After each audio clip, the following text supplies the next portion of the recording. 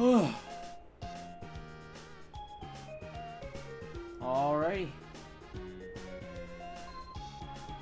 Just doing my last double check here. Come on. There we go. Booting up from the phone.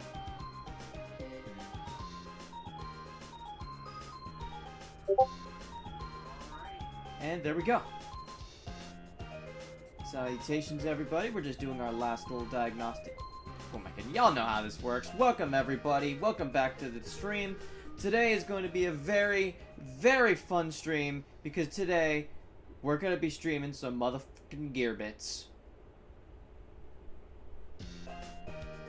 Let's actually switch over and say hello to good old Gearbits. Also, do keep in mind, I'm going to be joined later in the stream by my good friend, the Janitor. We spoke to him previously. I'm sure y'all remember him. Welcome to the chat, Renegade TV. Glad to have you.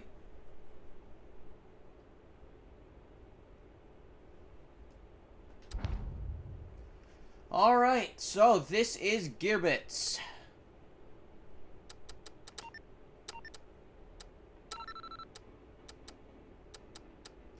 Gearbits is fucking awesome. Okay, if y'all are a fan of the older gen Armored Core games, I would highly recommend this game. Each of these Gearbits fly like an AC. Like an old school AC from like Armored Core 1 or 2 or 3. It's great. Plus, you know, like AC, weapon customization. You pick your loadout before each mission. And your loadout is dictated by your, you know, the machine you pick. Normally in gameplay, you'd be earning money per each sortie. There's no, like, economy in the same way Armored Core has it because your character is not a mercenary. Like, they're government funded, so they have budget. Which I think is a nice contrast because the Ravens are almost always independent, right? They don't have government backing, so they have to pay for their ammo and repairs. But the Gearbits pilots are, you know, government funded. So they actually have people at the base who are paid to do this shit for them. Welcome, Butter. Glad to have you. We're just waiting on a few others. To those of you that are fans of the main content of the channel, keep an eye on this machine right here, because I am going to be doing videos on Gearbits soon. This game is so good. Welcome, new people. Oh my god.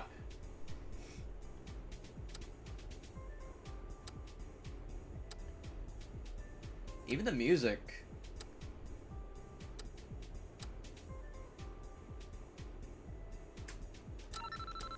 And it even has a model viewer. Yeah, let's get that 360 spin. Get the Linnaeus in here. Get the Linnaeus in. Yeah! You want to see a Lego looking mech? The R99, the double R99 or Rokisa, I don't know how you say that, but this thing is a Lego Rock Riders reference. In fact, I believe, yeah, no, look at the lights on the top are literally Lego pieces.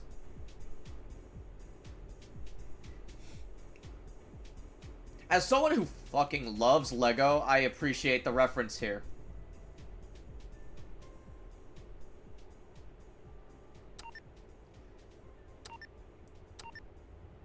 The Saprolite just straight up looks like an MT, and I love that. Little dude. He's got Gatling guns in the shoulders, too.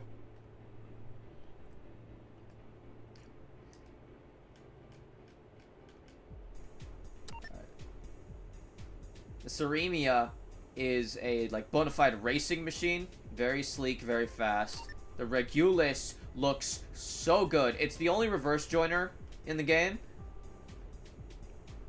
Nah, Rito, you got a good eye, man. You got a good eye. The Regulus is fun because it can carry a lot, but it's hampered by a cooling system that we'll get into when I cover the cooling systems. But, good golly.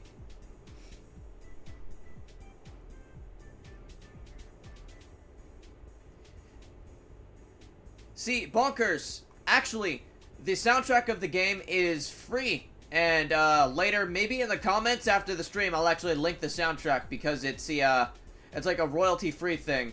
Look how good it looks with the army green. God. Here, one moment. I'm gonna do a post on this thing just to share that as live.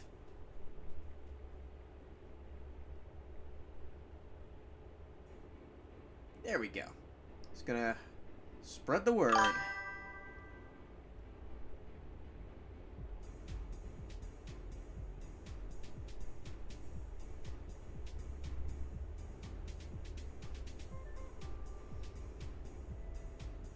And Twitter post sent. We are good to go.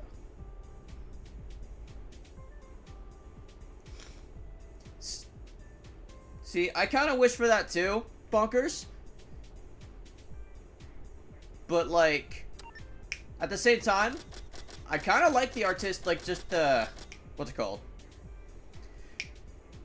I like the, just, liveries that we got. Plus, again, this game is made only by one guy. I feel like that should be noted. The fact that one guy was able to crank out peak, just absolute peak mecha, I think is pretty cool. The Feldspar has Halo 4's scout helmet for some reason.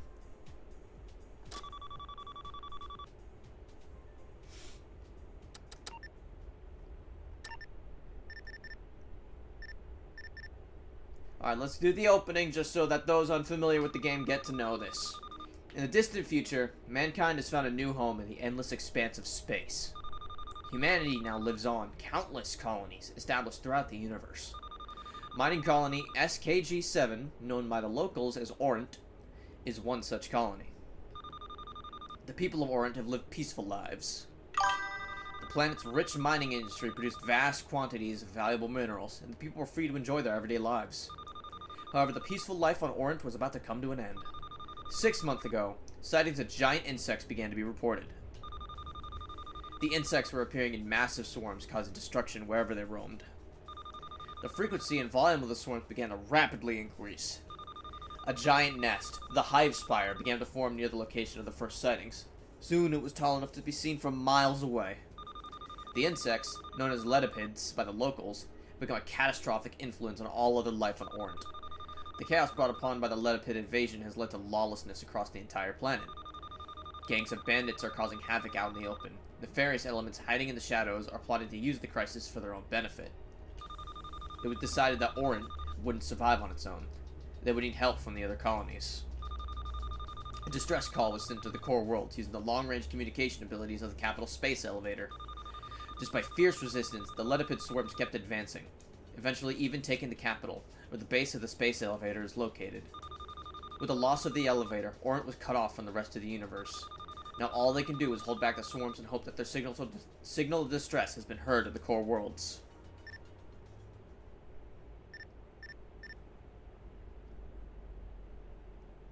No, yeah, Matt, excellent take. It's got Earth Defense Force, Armored Core, Gundam, all sorts of influences.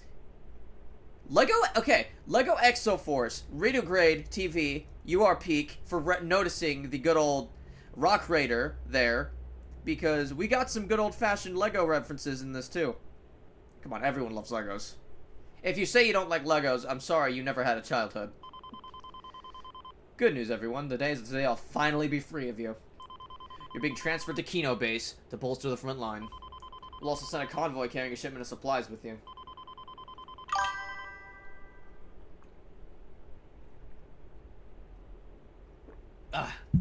I've consumed caffeine. I don't know if there's that much Battletech in this, Deadstone. Now, that's a lot to ask, but certain whatever happens, your failure will be Kino Base's problems, and I won't have to deal with it. I'm so sick of looking at you. Get to the hangar, get your gear, and get out. Alright, we're just gonna go with the basic Mirabilis.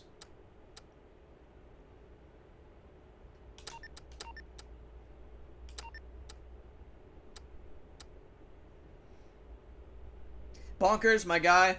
I used to have the Hikaru, the white and blue one. Oh my god. It was like It was a good set, don't get me wrong, but it used to fall apart. Redo, I've actually been considering Bionicle. Exactly.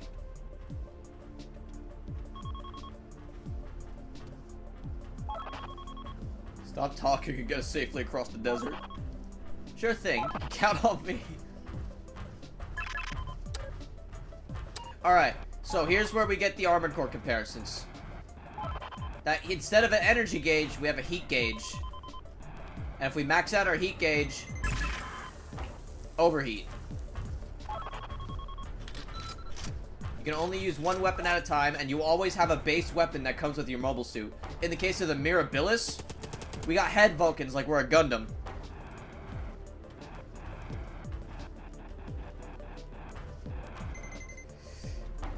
Butter, for that Lego, I will have to say it's a conflict for me, because Lego Star Wars was great, but oh my god!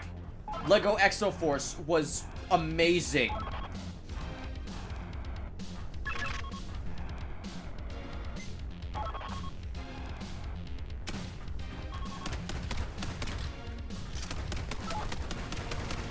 Oh, another thing with these suits. Infinite melee.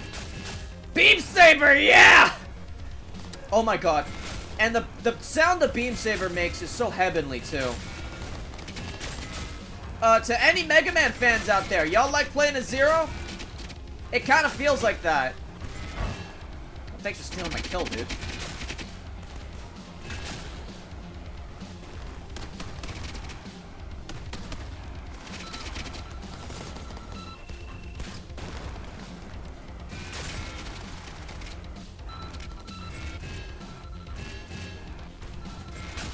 I think it's funny that he's named Hikaru because Shoji Kawamori, the guy who made Armored Core, would actually go on to work on Lego Exoforce and make some designs for it. So it's kind of like poetry. It rhymes there, eh?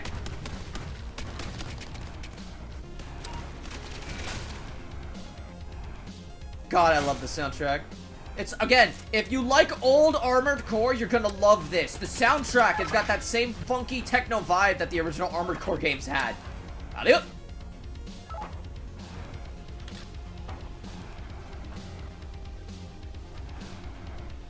Oh! No, yeah, okay, that's something that Armored Core 6 introduced to the franchise that I don't like. I get why they did it. But quite frankly, I like it when you can spam your melee attack.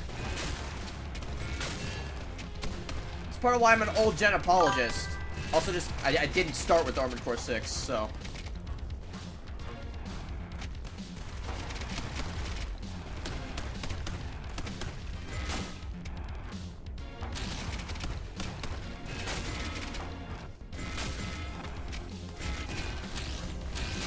I need to also point out the damage feedback on the bugs. Like, when you smash a bug, it doesn't just die. It explodes with, like, a satisfying little pasty chunk. It's really well done. Again, this game was made by one guy.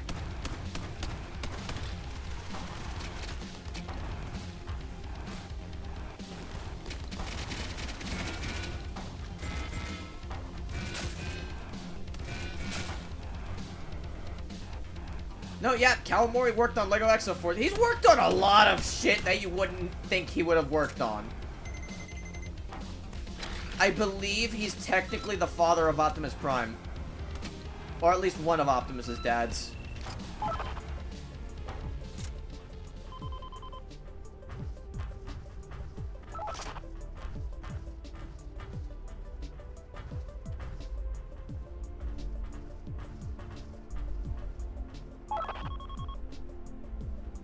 Honestly, more penguins. The fact that the main thing you'd add to this game is more of the game is a testament to how good the game is. Because, again, it's like, oh, it plays so well. It plays smoothly. Crunching bugs is satisfying as hell. The convoy makes the rest of the journey without incident. Kino Base. Welcome to Kino Base. Looks like you've had a rough trip. Unfortunately, we can't let you rest yet. We'll take care of the cargo from here. Please go attend debrief. And mission accomplished.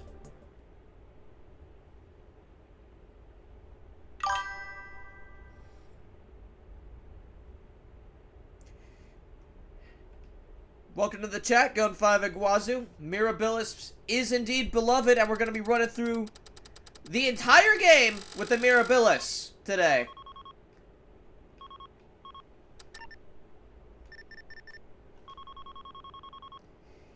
Indeed cheap. It's $10 on Steam, $5 for the DLC. For that, you get like 15 hours worth of content for the base game, and I haven't played the DLC yet, so we're gonna see how that is.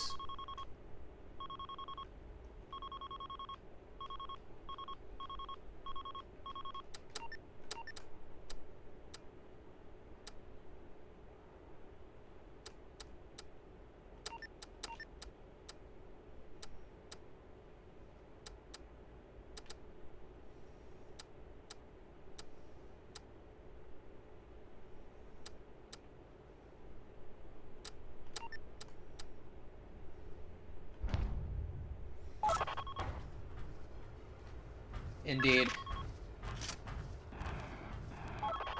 I will never forgive them for discontinuing Exoforce and Bionicle. Seriously. We lost so much good. And, okay, just inflation in general is so bad right now. Holy crap. The price of a basic little Lego kit that's like 72 pieces has skyrocketed to like 15 bucks where I'm at. It's insane. Oh, fuck, this thing one-shots beetles. Okay, good. I should listen to my wife more often, use the Tommy guns more.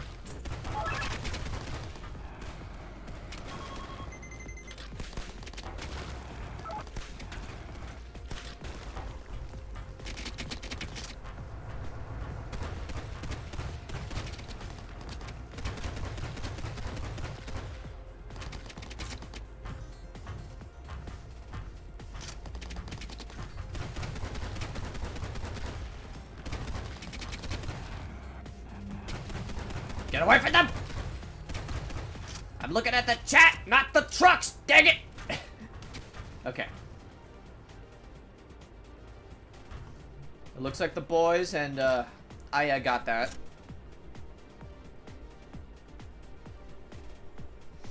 Honestly, you're better off sticking with Mega Constructs, because a lot of, Mega Constructs model kits tend to be pretty cheap on Amazon.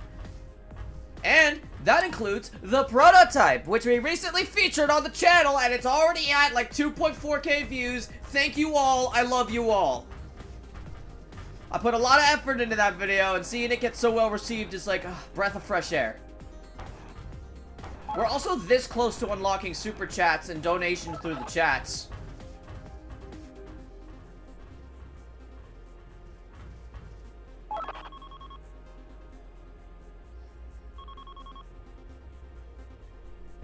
Also, these raiders have really good fashion sense, I gotta say.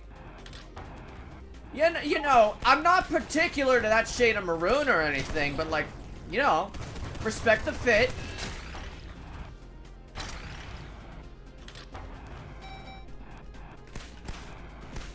I can aim, I swear.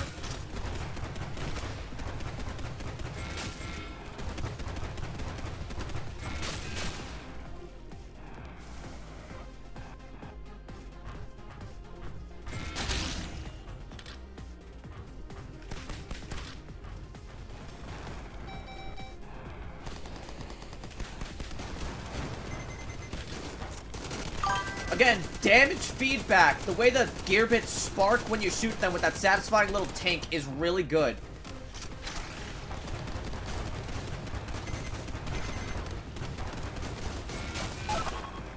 There we go. I have played neither Front Mission nor Zone of the Enders. I've looked into Front Mission, but I just haven't had the time to check it out, and Zone of the Enders is something I have absolutely no experience with.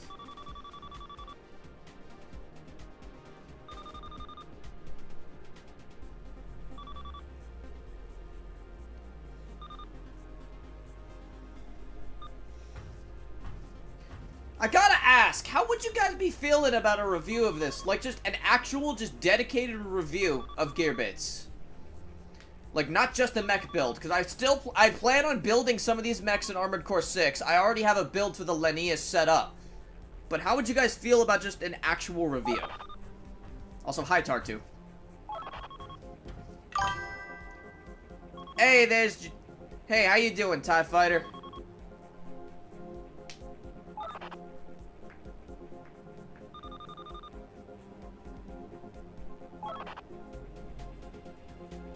Alright, I'll put that in the works. Oh, no, yeah. Penguins. I do AC6 builds, and I'm building the Linnaeus for... Woo, woo, woo, woo, woo, woo, woo!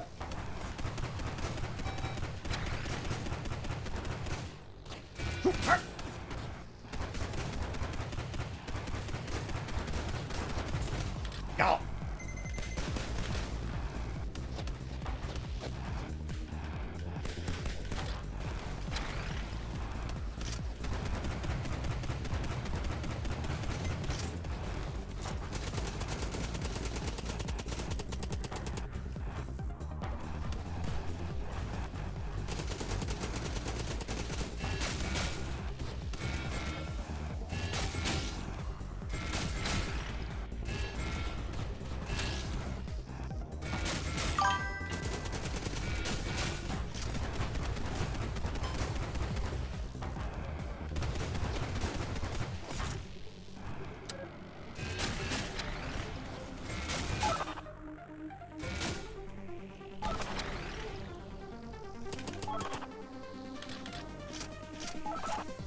There we go.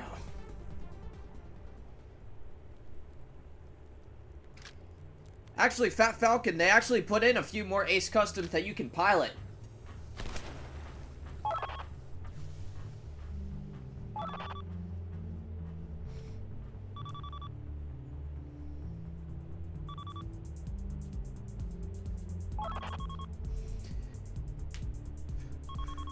More penguins? Yeah, no, I'm literally going to be using the biped VP legs for the Linnaeus and pretty much all the other Gearbits, except maybe... Okay. I think I'll be using the Alba legs for the Mirabilis specifically.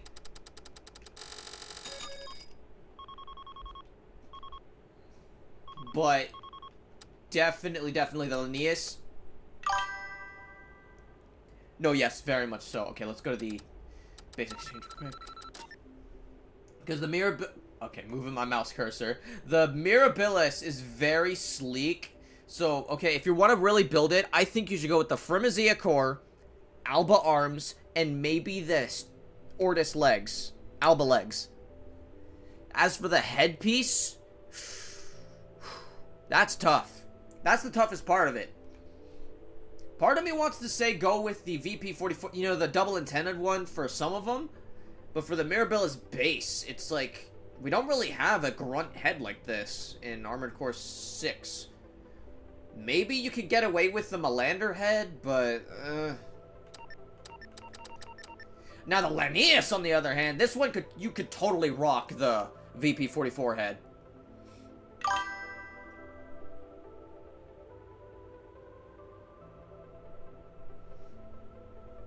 Alba with decals could work too, yeah. I know for a fact that the Linnaeus would use the Alba chest piece just due to the way the core is shaped. Use the VP legs because of that chunk and the boosters in the legs. And then a lot of VP parts all around, because those circular parts could use You use the one with the light on the shoulder. I forgot the name, but I'm sure you know which one I'm talking about. The ones Freud uses.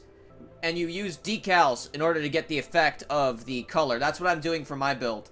There's going to be a lot of decal paint work that you're going to have to do, but I think the effect is going to be worth it. And you're going to want to also get those little details, like the little arrows, and you can get away with little lines for the text thing. Although, if you want to write something there, I would write it, personally, because I'm a fucking masochist like that. And you've got 3 different colors to choose from. Personally, I'm going for the regular livery just because I love this game, and this is the mascot. Well, no, okay. The Mirabilis X is technically the mascot of the game, but the Linnaeus is the one that's been showing up more and more on promotional material. Also, because Linnaeus kind of looks like how I build scraps, so I'm a little biased. Fat Falcon, that's an excellent suggestion.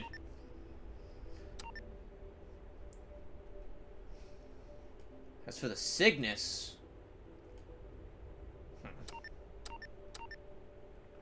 The Regulus is easy money, though. Oh my god. Spring chicken legs. Alba arms. Honestly, you could skirt it with a Melander head on this just because of the way the visor's shaped. And I think the Basho core might work.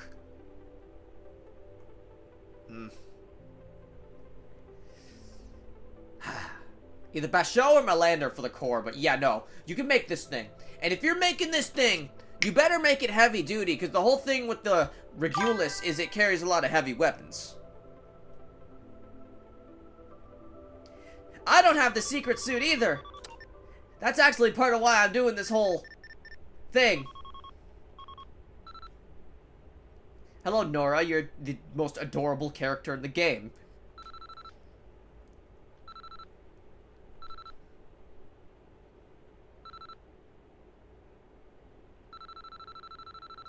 I love the art in this game. It's so genuine. Like, yeah, it's not the highest quality, but it comes from such a sweet place. It's so genuine. There's so much heart in this game. I love it.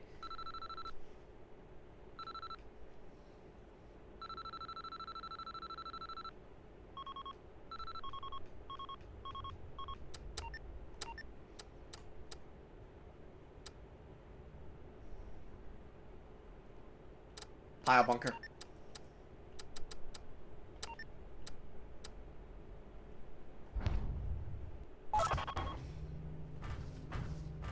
Yeah, by the way, this game just has a pile bunker. Infinite ammo. Just get right up there. Reload. You just get up there. Ow! My knees! Okay. Maybe don't do that. But you catch my drift. Also, this map is just really pretty. Quackpawn, if you're watching this, I love your game. I adore your game. I will do art for your game for free. Pile bunker!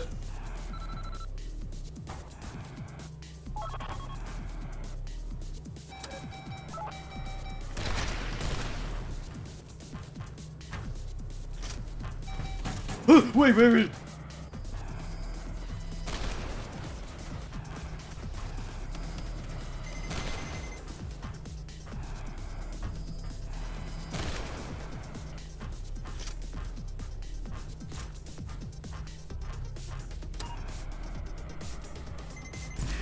Oh, fuck.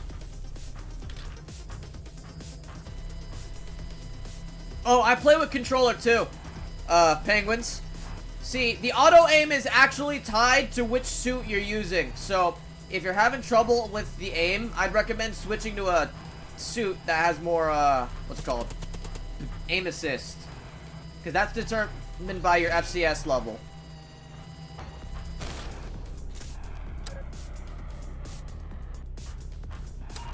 Again, a really cool system. This game's auto-aim is... Okay. Gotta find that last dude.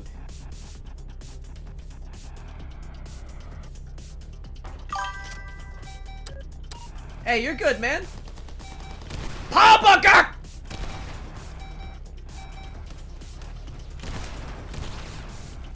Yeah! Fuck!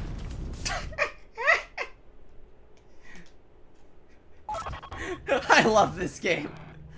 Okay, this time we're not going to pile bunker the stored munitions.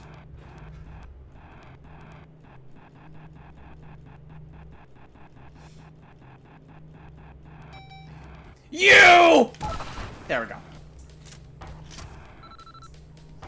More penguin? Nothing but respect for that.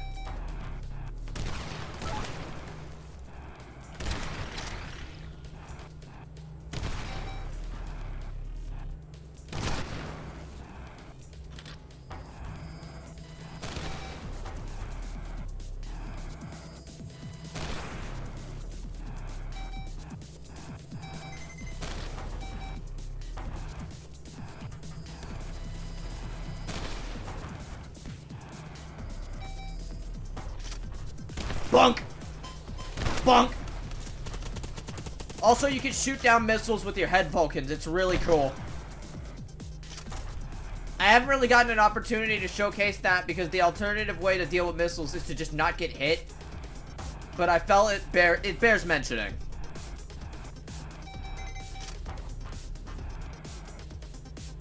Hamburger!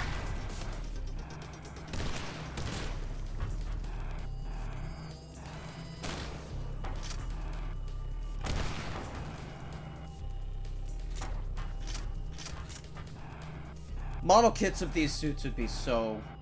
I would pay an unhealthy amount of money for these.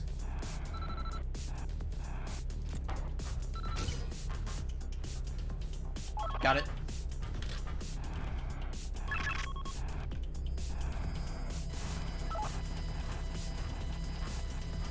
I can just walk. They could have a mech game, but at this point, I don't know if Metal Gear really, at least as a franchise, it's got the anti-war stuff, but it's also very much a cinematique, as it were, franchise.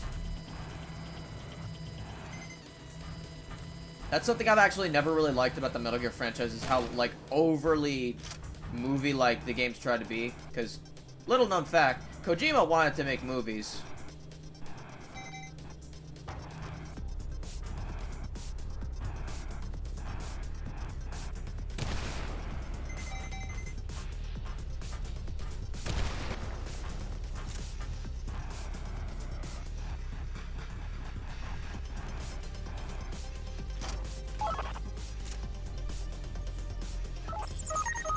Exactly, Butter. Exactly. I'm not really allowed to talk because I'm kind of a...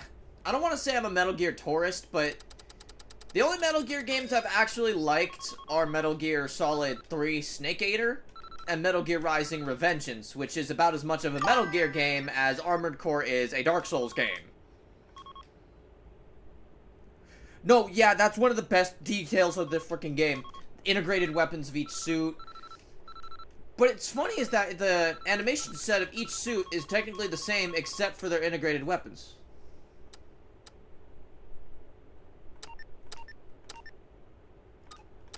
Wait, hold on, I forgot the briefing.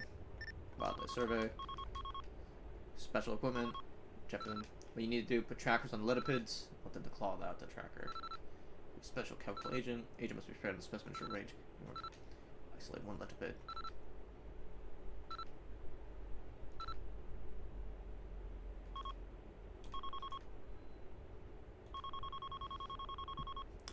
Okay, I can only take a single handheld weapon with me. Let's see. Oh, who do we got joining us in the call? The janitor. Yo, it's the janitor! Welcome to the stream, man! Wow, that kinda... I'm tired, but that gave me like a little jump for a second. You're welcome. I jumpstart you a bit. What are we talking about? What did I walk into? We're just, talking about how peak this fucking game is. But also the fact that at current Metal Gear, what the fuck even is Metal Gear right now? Metal Gear Rising is balls to the wall Deadstone, but it's also very much not a Metal Gear game in terms of gameplay. What is Metal Gear right now? Over unless it's like a remake. You can hear the words they say. Oh my god. No, yeah, Metal Gear is pretty good. It's fun.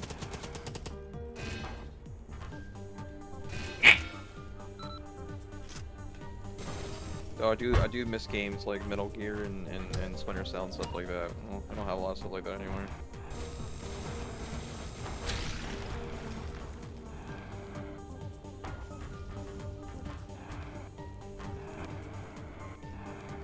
Okay, there should be a secret part or something on this level. Secret tunnel.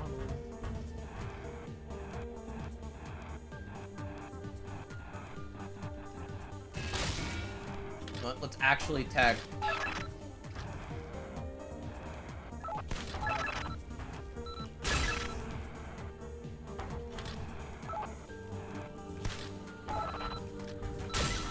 Yeah, let's do the mission a little bit.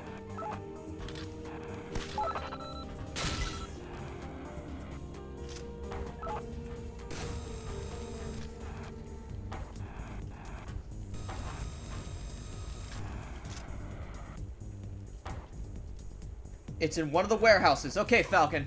Up! Is that it? Yep, we got it! Falcon, you're the GOAT! Special shout out to Fat Falcon and Bonkers Dude for also commissioning me for mech art, which is helping to keep a roof over my head. You guys fucking rock.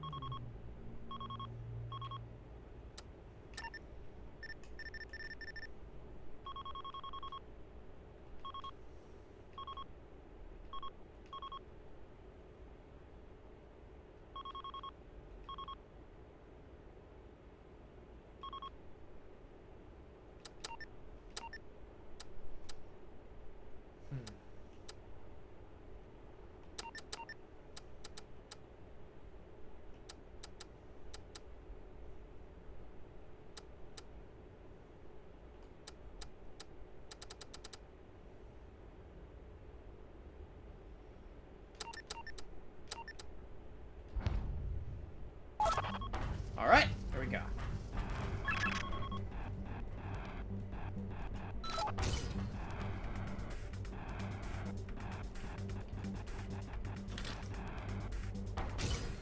Hey, look, they got little Rock Raider parts there. I was mentioning this to the chat janitor, but if you look at the RR99 right there, the lights on top. Oh, okay, you just gotta walk away from it? No, hold your position. The lights on the top of this.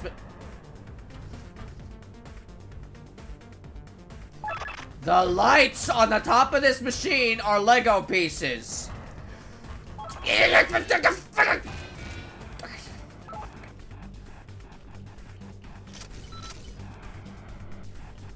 Oh, they are. Huh.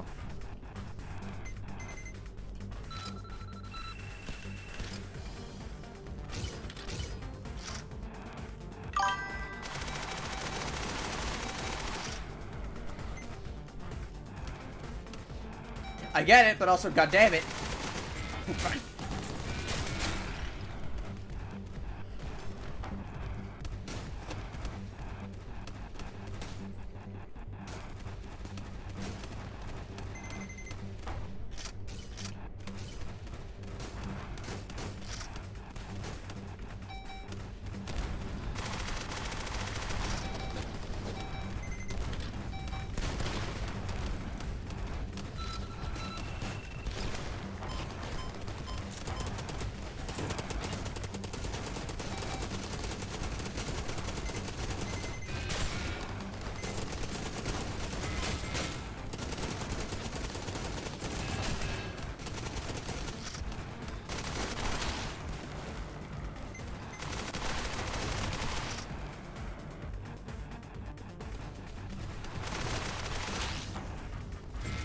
Heal me.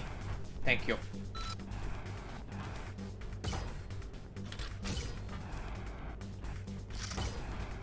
Huh.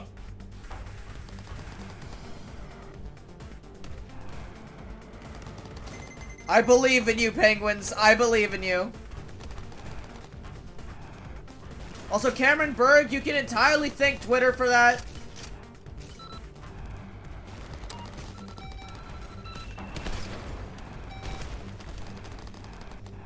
Although I will say I am fully set on keeping that gas lit. Kaboom.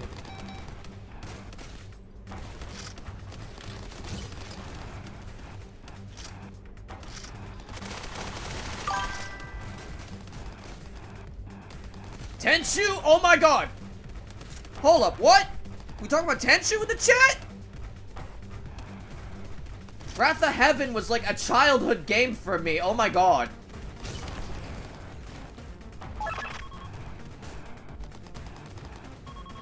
When I saw the thief outfit in Elden Ring. I looked at that. They just straight up put Rikamaru's outfit in that game, and that made me very happy. Like, it's not one-to-one, but you can clearly see the Rikamaru in it. Janitor, you ever hear of Tenchu? A little bit. Basically, it's one of the first, like, actual proper stealth games on the PlayStation 1. And From Software would actually inherit the franchise. Kinda sounds about right. When Sekiro first came out, I was so fucking upset that it wasn't a new Tenchu game that I actually put off touching it.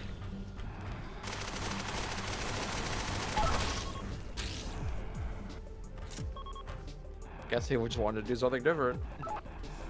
I can see why you would be mad about that, though. Yeah, because Tenchu was fucking dead. And still is dead. G5 Iguazu Tenchu is an old guard ninja game with a lot of stealth elements to it.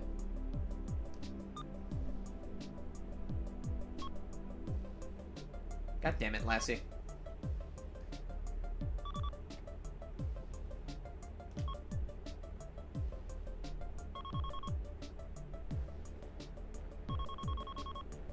That is most unfortunate, as the current environment is quite unfriendly. I fear that I won't survive long without a vehicle. Would you let me be taken as a prisoner? I give my word that I'll atone for my misdeeds very diligently. Take him with you. You might be able to tell us about the spiders. Thank you very much, kind sir. Continue. The vibration! There we go. You must be the commander of these fine soldiers. You should be proud. They really gave us what for. What is up with your glazing, dude? Got a glaze, you know.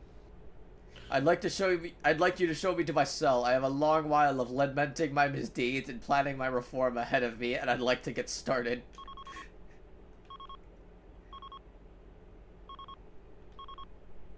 On a certain day, maybe a month ago, we got a visitor. It was a young lady who drove to our camp in a regular transport truck. As far as I know, she was alone.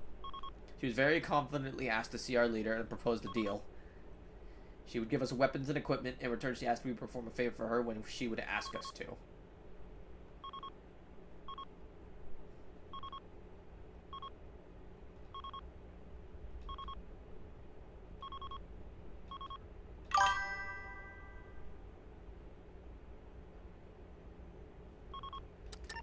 I feel like a Kingsfield reboot would just be very different. And if you want to get really technical, Dark Souls technically is a spiritual successor to Kingsfield.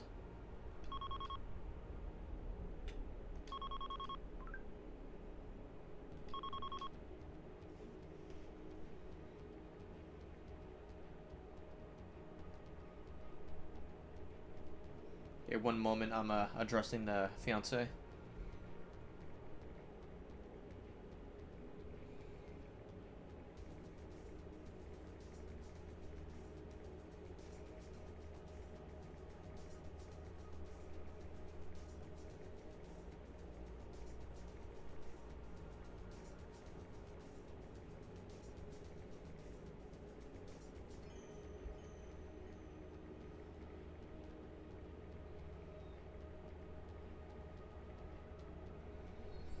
There we go. Fly Night. Yes, Fat Falcon, I have heard of Fly Night. It's currently something me and my fiance are looking into.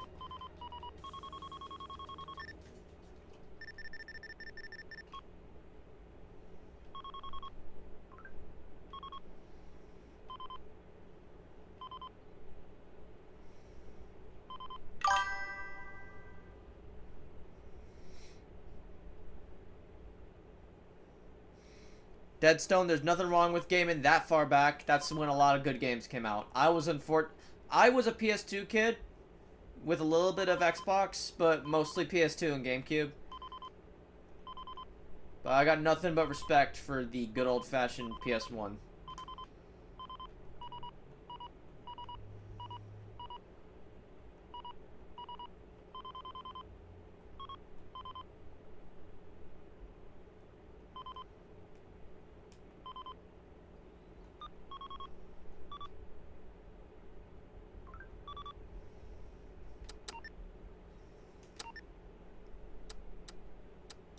we're gonna be dealing with a lot of Letos, but you know what? Fuck it.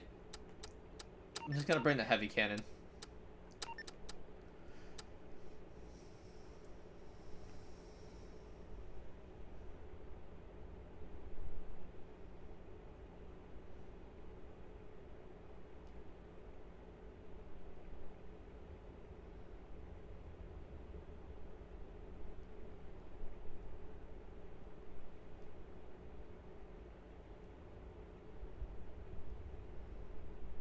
There we go. Sorry, I went to the void for a second. What were you talking about? Oh, just, what's it gonna called? I was just addressing fiance chat real quick. Fat Falcon asked, not gonna show off the lounge interaction, the basic change. I will do that at some point. Just by, it's, this is me replaying missions, so I don't know if it's gonna correlate very well to the actual, like, status of the game.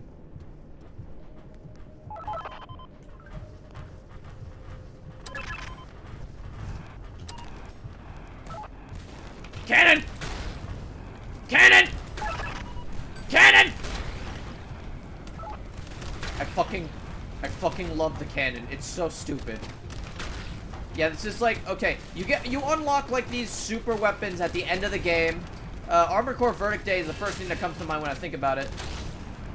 But like, yeah. It makes this achievement farming a little bit easier.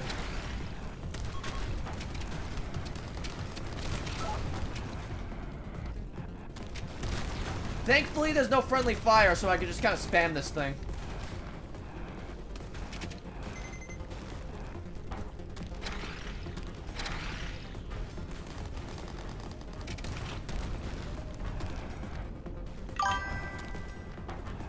Yeah, back then they actually cared about making good games.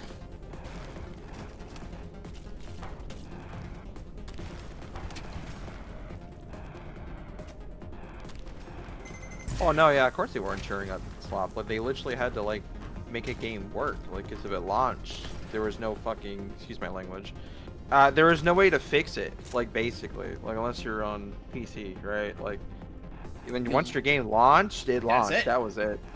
That is it. Yeah.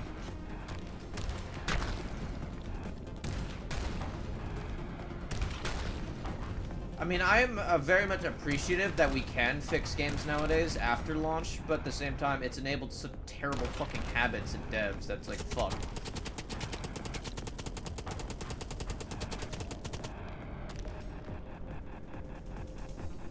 Well, a lot of it's gonna do with a good Ronin's chunk Ghost, of it. this is Gearbits, one of the best indie nuggets I've ever played. Woo! Look at those bugs fly! If you like the old generations of Armored Core Ronin, you are going to love this game because it plays like a combination of old school Armored Core, Earth Defense Force, and, yeah.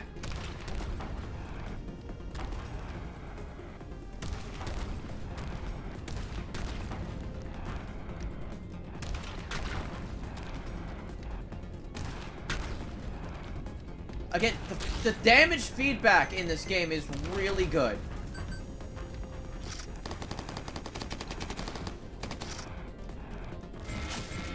Just the way the enemies chunk away, like with the little particles, the little hit sound, and then the fact that they jib. Again, for a one-man show, this is an incredible work. Well, Gearbits is only $10 on Steam, so if you have the time and the money for just, you know, a quick little indie nugget, I highly recommend showing this game some support.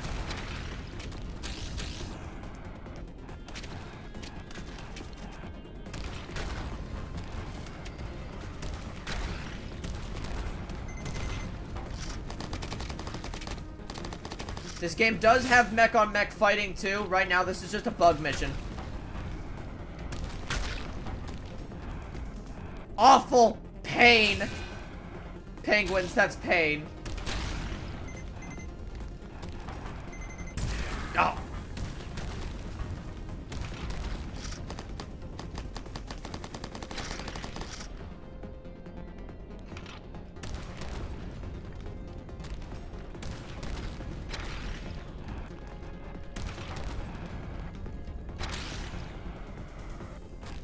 Alright, 60 seconds left. We're doing pretty damn good so far. I blame it entirely on the heavy cannon. This thing's overpowered as hell.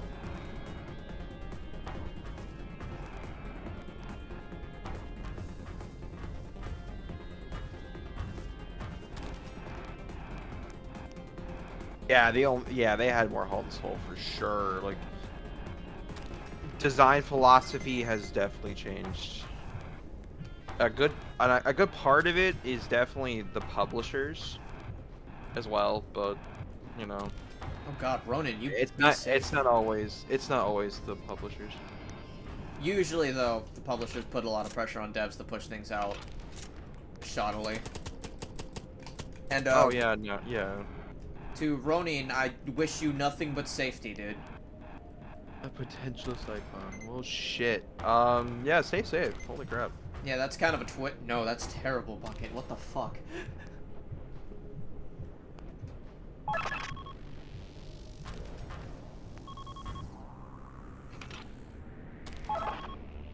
Firing main cannon.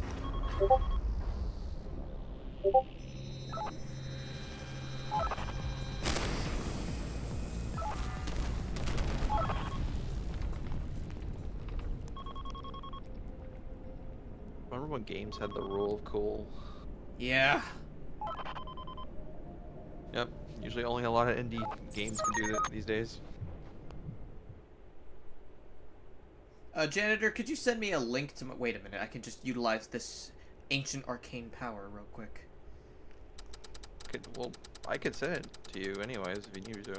No, I was just, a commissioned customer felt bad because they were, like, changing their mind on a change. And I'm just letting them know that I'm, like, currently live streaming, so I'm not working on anything right now.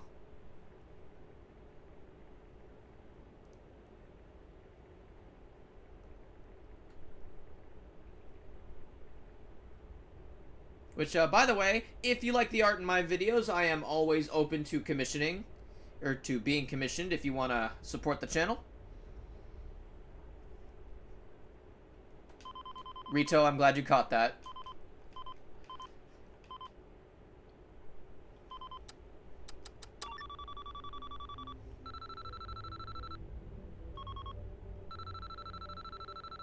My name is Miska Holton. I'm in charge of all the shipments to and from the base. Just let me know if you have some special equipment you want. I'll get you anything you need. I'm Lasagero. Nice to meet you. Aya Halti. I know you already know the third one. The new squad leader, Talon 1. Well, promotion already. How'd you I'm not gonna give him that voice. He's a chill guy. He likes baking. He's not cut out for mech fighting. He's just... Okay, Lassie is a typical himbo. Isla is a no-nonsense chill girl.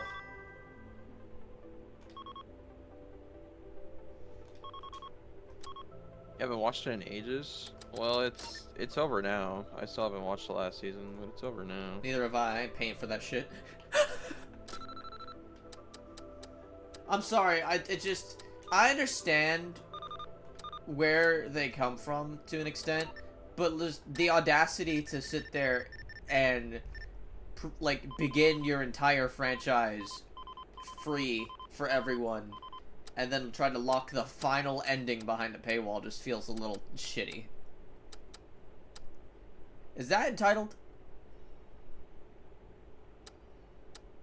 It could be, but I think a lot of it's got to do with... I mean, I don't know the whole situation behind it, but I think a lot of it's got to do with AT&T. I wouldn't be surprised, considering, you know, they owned it to the final last breath of that company. Because AT&T really...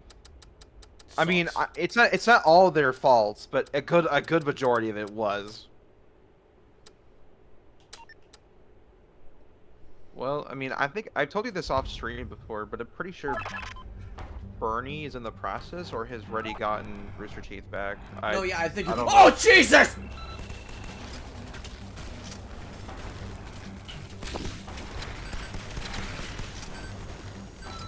You good? No, look at all the bugs, man! Oh, okay, yep, that was it.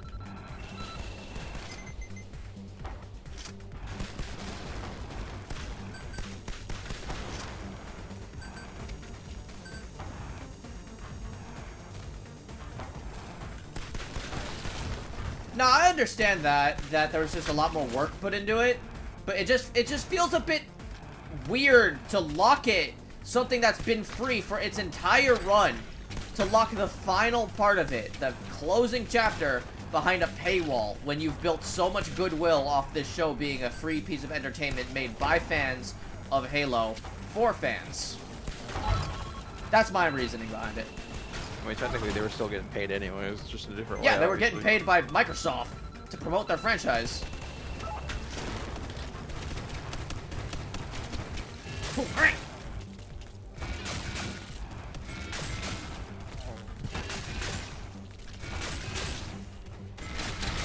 Crash? No, I haven't watched Crash. Have you, Bucket? No. Okay. I've seen some snippets of it, and the machinimation, if this is the one I'm thinking of, with, like, the, in-game cutscene type vibe to it, then, oh my god, the machinimation in that is such wizardry. As someone who's dabbled in Halo machinima for old videos, don't go watch them, they're fucking old. But, like, fuck, man. It's good.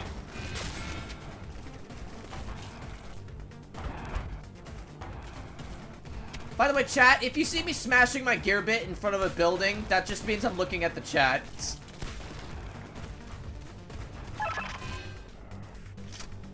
Oh, Ronan, I know what you're talking about. I forgot the name, but I know what you're talking about. I remember seeing that back in the day. Phantom Brigade. That sounds familiar. I don't know if I've played that. Jander, what was that mech game you sent me earlier today? The demo for that, it's called... Where is it? Did they...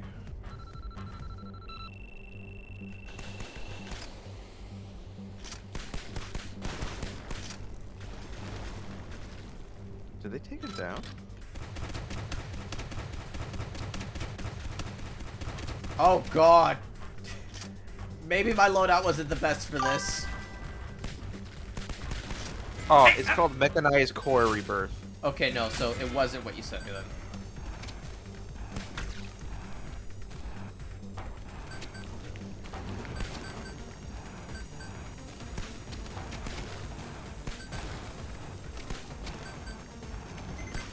Rito Gay TV says, don't text and pilot. Counterpoint, fuck!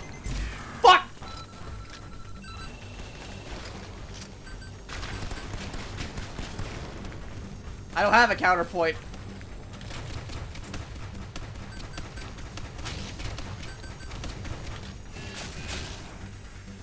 And they're in the city. Fuck.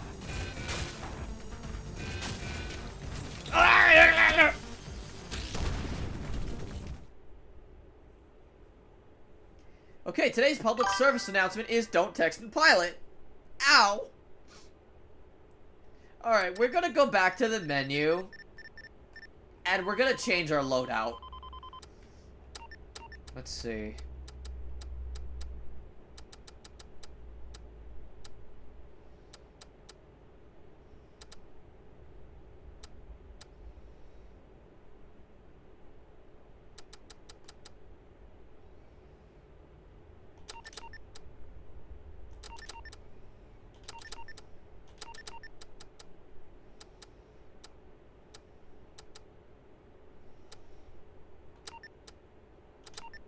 All divers, when they had the opportunity to do don't text and dive, but they said don't text and drive instead. Oh my god, yeah, that hurt my soul.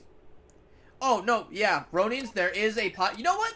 You know what? Let's use the pile bunker. This is gonna get me killed, but it'll be funny. You know what? Let's bring a flamethrower, too. Why not? Oh, boy. And I'm brown now because I'm Mexican. There's a little bucket lore for you. I'm two different kinds of Hispanic. Woo!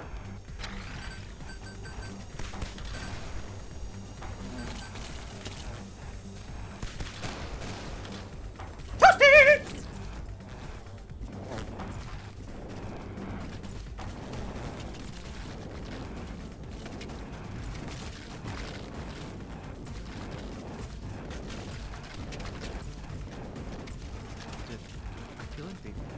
they have the demo for this game? Whoa. Pile bunker!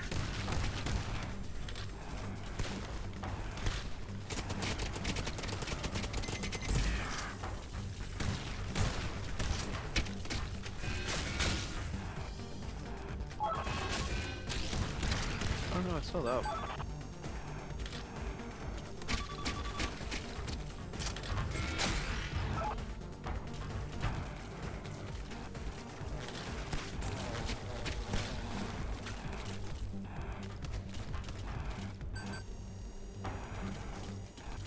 No!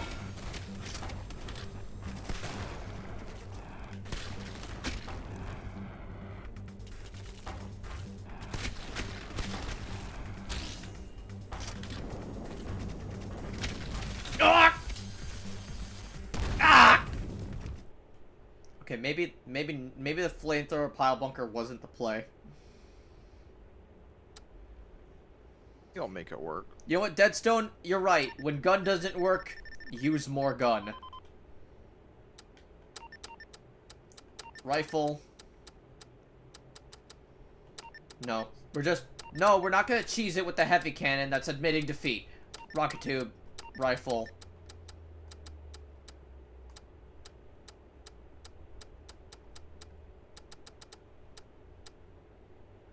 Shotgun pod.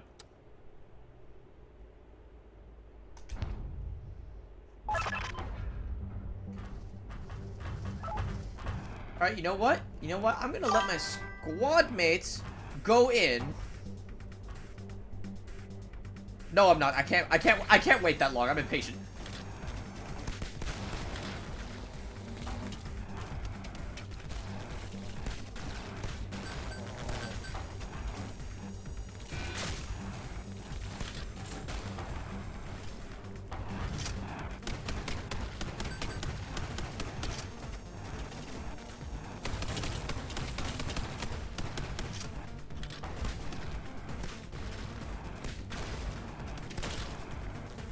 I'm sorry, did that just shoot my rocket out of the sky? Jesus Christ.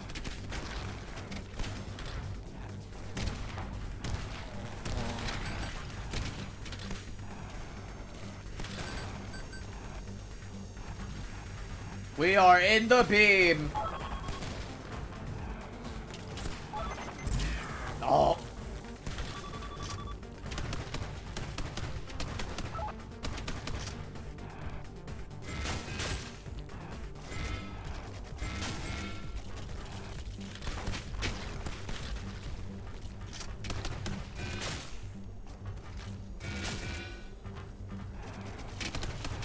Hi, Renegade. Welcome to the chat, Renegade.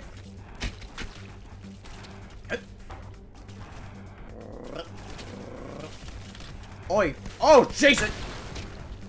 That was a bug boom right there.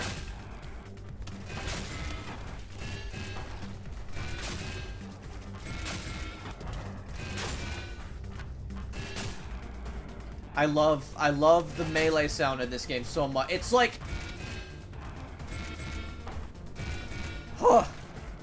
Yeah, no, literally. Renegade, this is Gearbits, and it's literally Armored Core meets Earth Defense Force, specifically the older Armored Cores. So, if you like the good Armored Core games, you're gonna be in for a treat. You know what, that was a hot take. Maybe I should have said that out loud.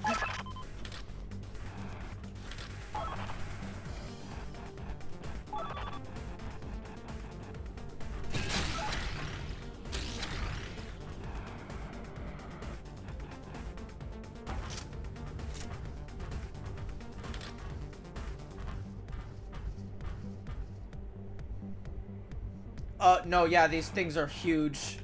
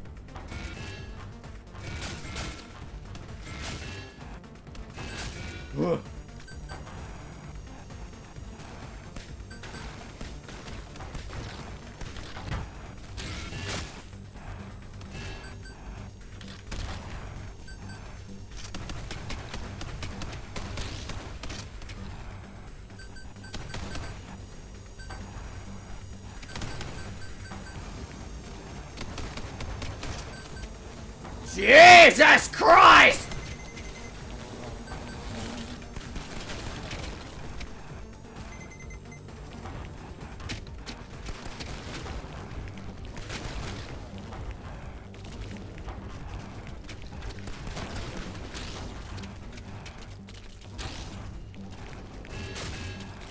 Janitor, do we got anything new in the chat? I cannot look at it. Yeah, talking about we got some stuff like Cameron says, I don't like the way the mech moves. Looks more like a dude with a jetpack than a giant mountain of metal. That's fair. These are very much Gundam inspired in terms of how they're designed. And if you're not a fan of how, say, the GMs look, then this might not be the game for you, because this is very much a It's very much. Bonkers said, to be fair, really enjoy Gearbits, so maybe I'll be in a good time with playing the older gen AC games. I'm kind of scrolling up a little bit because I was distracted with something else. Oh, I get you. I've been distracted with trying to not die.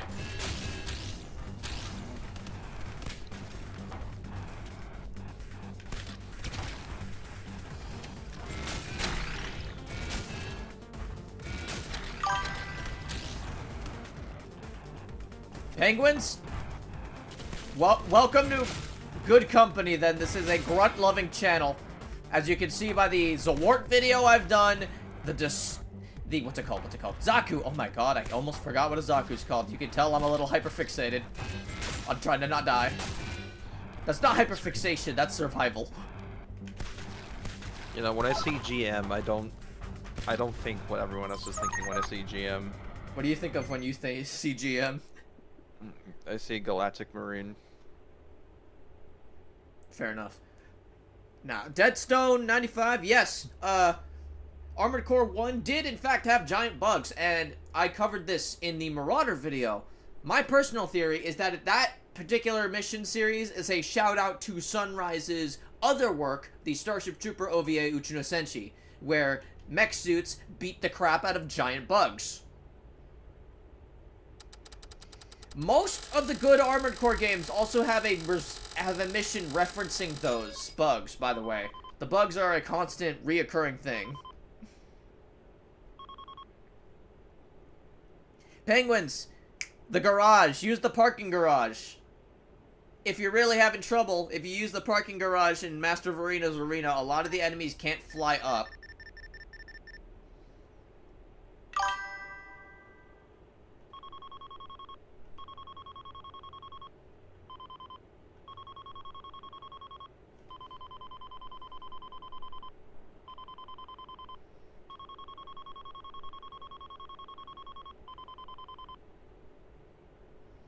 And, Bonkers, if you like the way Gearbits handles, you'll like the old Gen AC games. Yeah, definitely.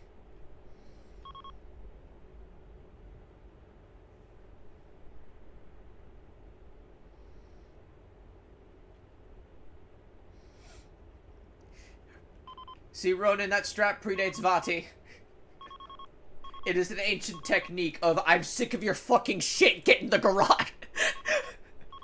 Now, in Project Phantasma, they didn't have that option, so I had to sit there and get my fucking cheeks spread and railed by Pale Horse for 12 hours. Dark Rider and Pale Horse in Project Phantasma was the most painful fight in the arena for me. Oh, God, I didn't pay attention to the briefing. I don't know what to... Beam rifle! Beam gun. We're doing double beams.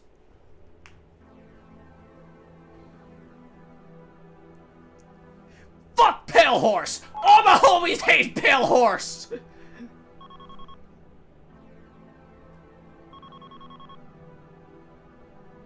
The Raiders are calling this lady shady. Oh my god. How shady are you when Raiders are calling you shady?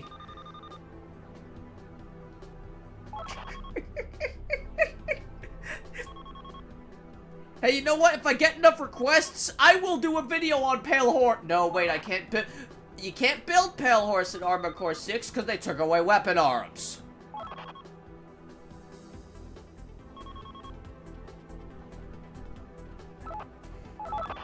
See, Renegade, for me at least, I'd say that's part of the charm of the bugs from the OVA. They look just definitively alien.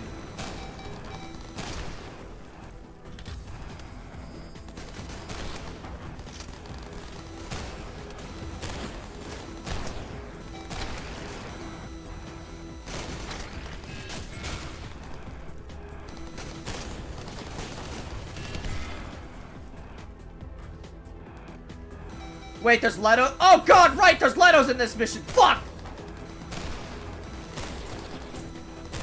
Yeah, the beam rifle's really good against enemy mobile suits, but it's not really a crowd killer.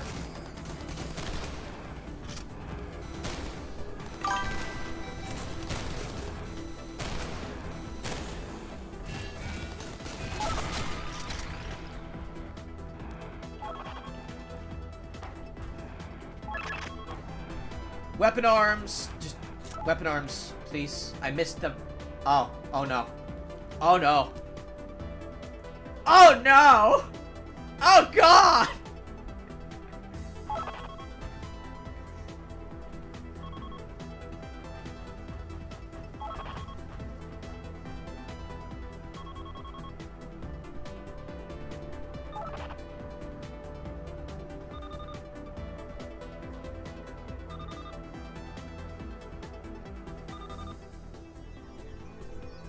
Yes, we need you alive.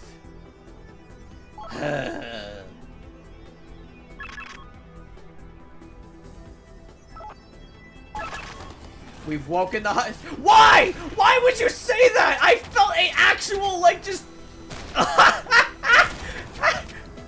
No! We don't Dinklebot this. You can Dinklebot all you want. What am I saying? The amount of times I've heard we've woken the hive trying to get the husk of the pit. Oh my god, that brings me back. That just reminds me of pain. I'm gonna be real. No, yeah, same. Destiny is almost looking tempting because of the 3v3 Brig versus Tanks mode, but also fuck Destiny. Fuck it with a Daedric helmet.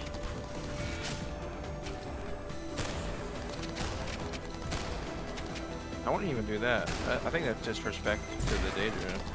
You make an excellent point.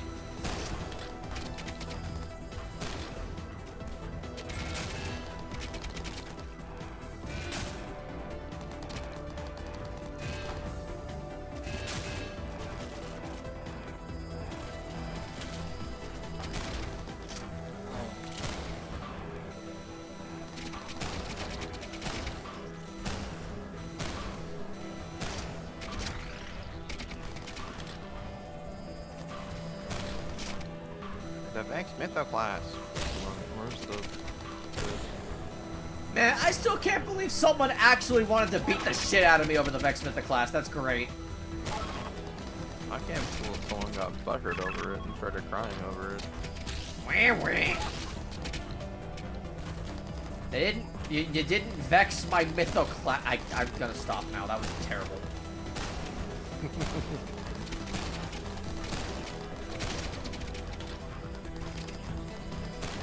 The beam weapons in this game are so fucking satisfying. Oh my god.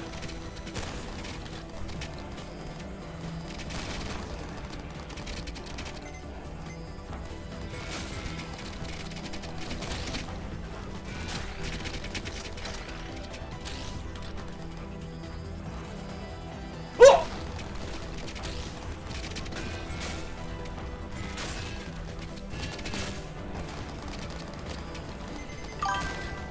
Oh!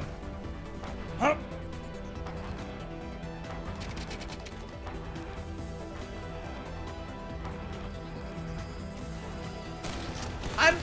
I make fun of Destiny partially because some of my oldest videos, my first actual scripted video was a Destiny trivia video, and honestly, if I could take back all the time I put into Destiny, I would.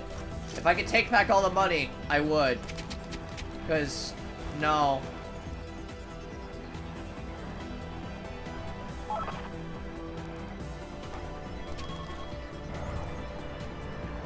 Let's see. Now that the things have settled down, let's check the chat real quick.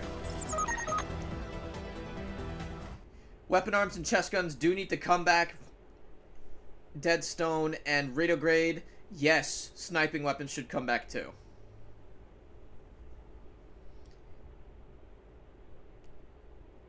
I basically stopped playing the game, like, at the start of Destiny 2. I think I got to the first raid and I stopped. Fair enough. I remember Destiny 2 being ass at launch. And Renegade Leader 1, welcome to the channel. By all means, feel free to subscribe. I already have a video on the Starship Troopers OVA and the Marauder itself, detailing its mechanical design, some of its history, and just trying to remake it in Armored Core. And we show love to things like the prototype from Halo here. We got a lot of love for old school power armor and Starship Troopers on this channel. You're right at home.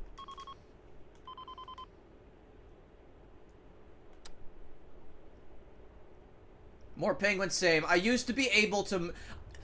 Back when they had the game engine, I used to be able to 3D model in Blender. Huh.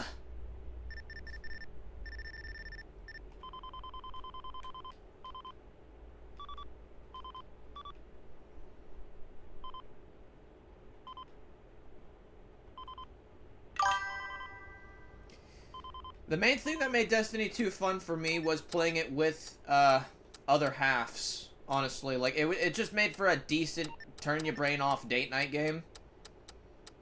But I'd be lying if I'd be lying if a lot of my hours weren't spent in orbit doing other things. The expansions are too expensive, and they charge you like $15 per season pass, on top of charging you an extra $20 for every 2 dungeons. It's obnoxious. Let's not forget half of the game is just deleted from existence at one point. Nope, yep. Literally deleted, as proven in the lawsuit. Just deleted. Gone. Reduced to atoms.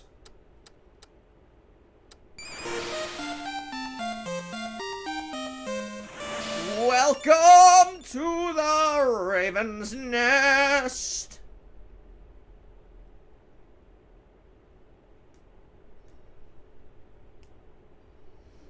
I stopped playing after Lightfall dropped just because me and my fiance couldn't afford it. Because, again, buying it together, it's just way too much to constantly be putting money into. Witch Queen was decent, but not decent enough to keep funneling money into it like that.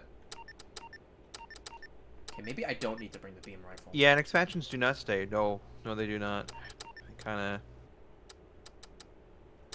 of just come and go.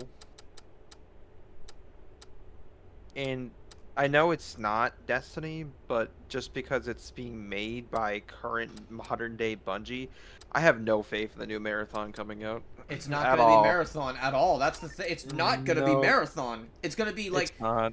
They're going to try and make like their own extraction shooter like Tarkov or Helldivers, but that's not Marathon. There's no intrigue. There's none of the...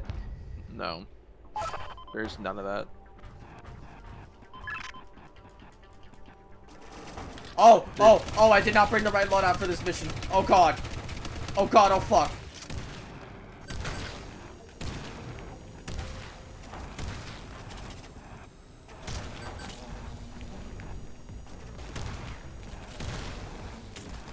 Where are you running? There you go.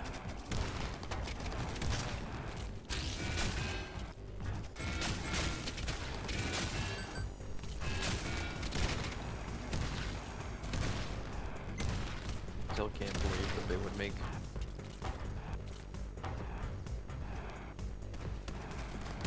Yeah, a lot of it is because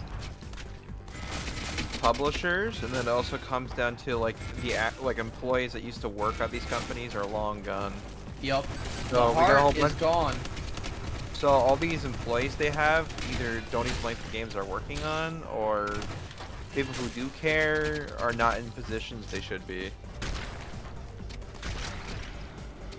It just sucks, because, like, even Destiny 1, once all the expansions came out, Destiny 1 was actually pretty fucking decent. But look at it now.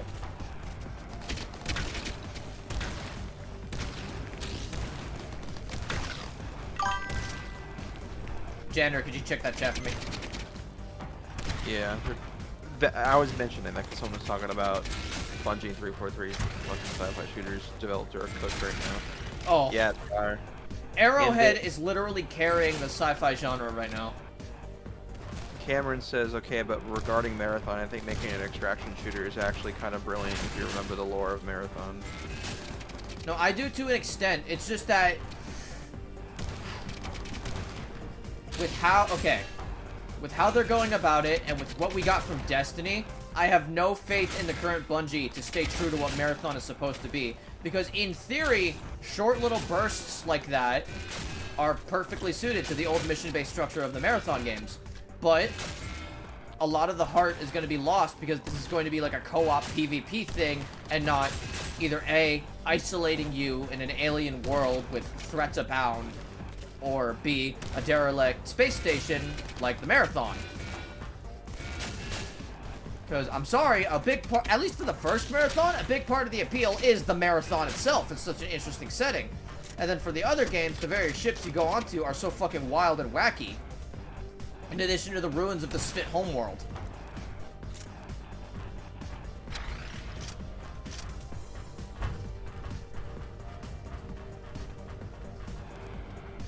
No, yeah, the Eternal Champion, I don't know if the Eternal Champion really applies to the loop of an extraction. Okay, I get the repetition of the extraction shooter, but the whole thing with the Eternal Champion is more so that he will always be there to...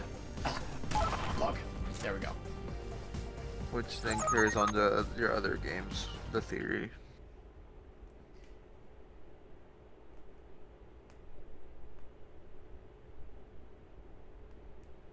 Oh, penguins, you poor soul. Let me just tell you right now, MechaBREAK fucking sucks.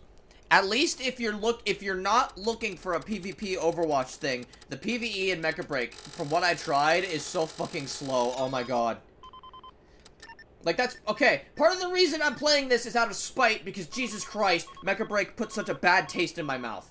The only credit I will give MechaBREAK is that it's one of the only games I've found that lets me have lore-accurate bucket ass on a male character. But the fact that the only good thing about a mech game is the fact that my character can have a big butt, that's not good on the quality of your mech game.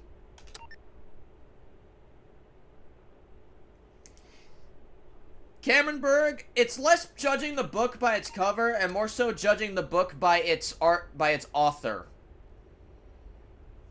If that makes sense.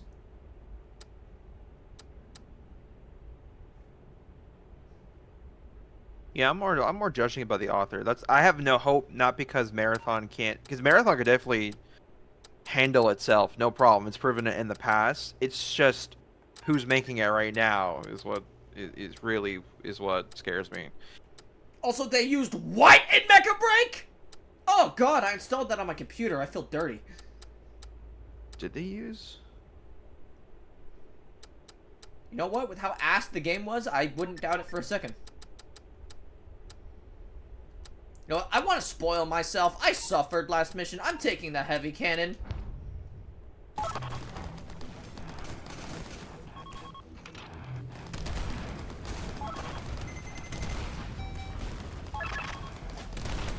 Why did I bring the heavy cannon? This was a Gearbits mission. Damn it. Isn't the game in beta right now? Yeah. MechaBREAK? No, yeah, it's in a demo state right now, and it's ass. Alright, Gun 5, you do what you can to stay safe out there, and good luck in the college.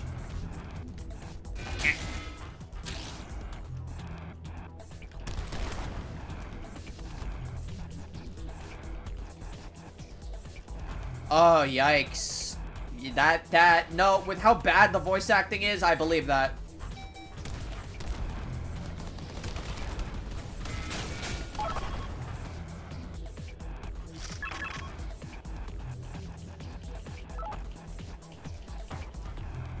Oh.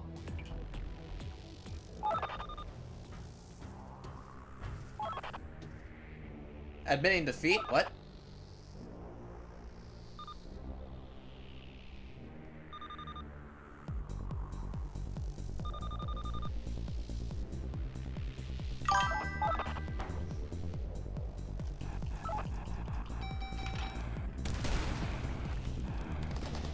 I can use the heavy cannon once as a treat.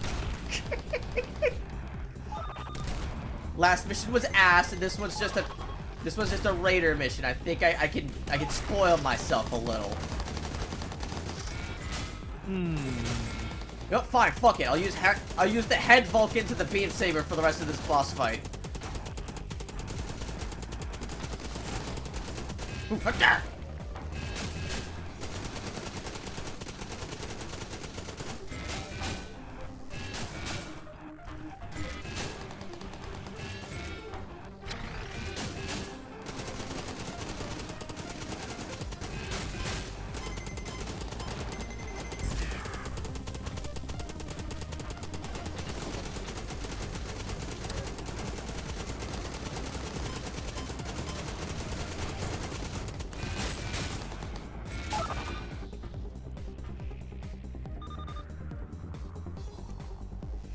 Welcome to the chat, Multiversal Django Fett. At current, we are streaming one of the best indie games I've ever fucking played. This is Gearbits, and it plays like classic Armored Core mixed with Earth Defense Force, or insert your horde shooter here. It's amazing. I love it. I love this game. An unhealthy amount. This game is very good. Fuck.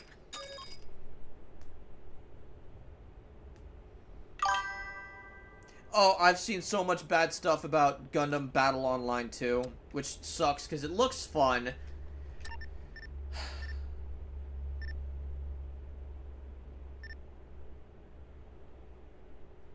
I have not seen the new Onimusha game.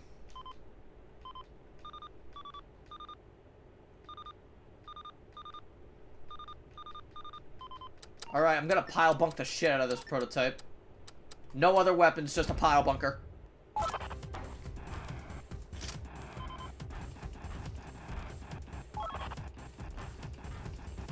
I already played War Thunder, I don't need more grinds. Oh yes, you know, your community totally doesn't love, like, leaking classified documents. Pile bunker!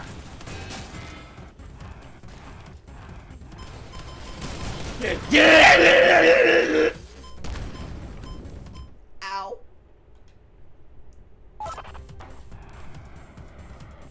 Please give me GM Sniper 2 or GM Spartan.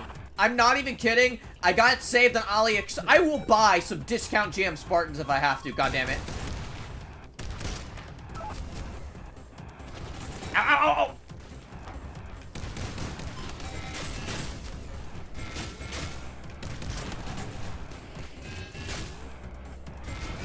Ah! I love classified documents. I love being arrested for felonies. Oh, yeah, War Thunder fans. I was what do you call it? I was in a Discord server once, and someone decided to post some documents in there because they're from the Navy, and I remember I joined the day right before, I joined the day after this happened, and some of the server owners got contacted by the FBI and about the whole situation.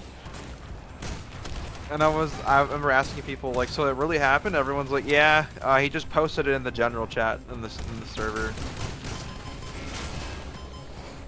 And that shit got taken down so fast, though.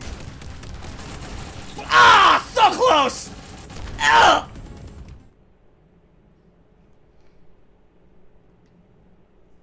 One thing I might want to play for the channel is Journey to Jaburo, but I'd need to turn off the music for that since it's got copyrighted Gundam music. Oh, that does, doesn't it? Yeah. Ow. Ow.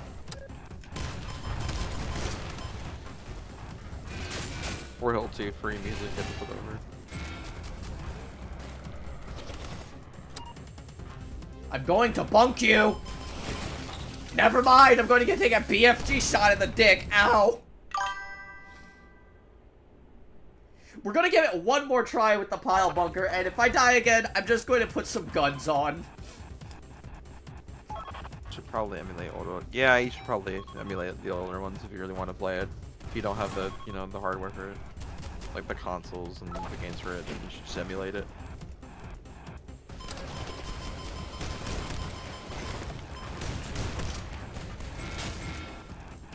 Oh!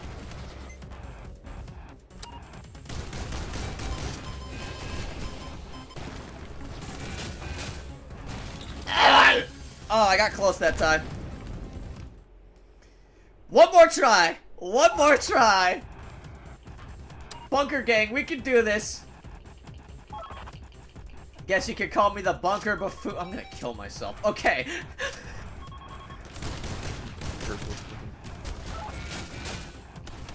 Alright. When April Fool's Day comes around, you gotta change your channel name to that. Yes, and I'll upload a video on the pile bunker. No, wait, I already have an April Fool's video planned. Are you kidding me? Then. I'll do that later then. One more time! One more time! I'm so close. I can smell it. I can smell you. Come over here, Nighthawk. I'm gonna sniff you.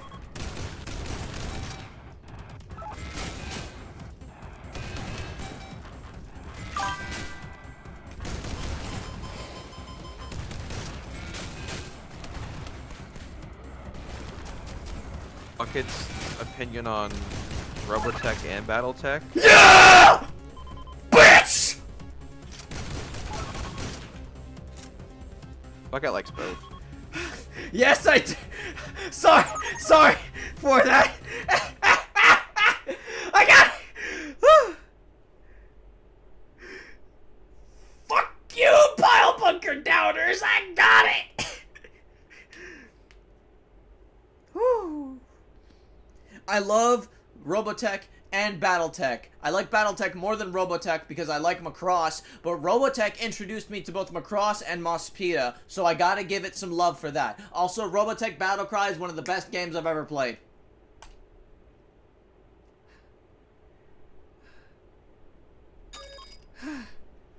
Okay. That was way more intense than it needed to be. I'm gonna be right back as my throat hurts from that massive war cry, and I also want some Pop-Tarts, so I'm just gonna let the janitor deal with chat for a second while I go refresh myself. Janitor, have fun. Headphones off. Oh, my legs! Ah!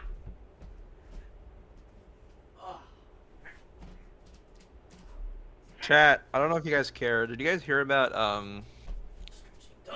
did you hear about what's been done with, what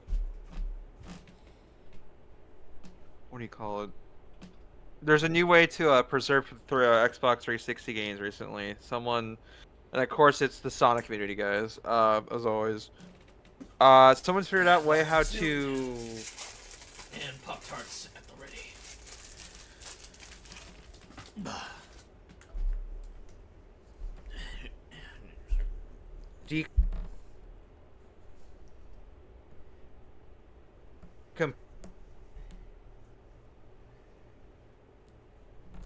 Compile Janitor, you are lagging like crazy. You good, man? all 360 games to C++.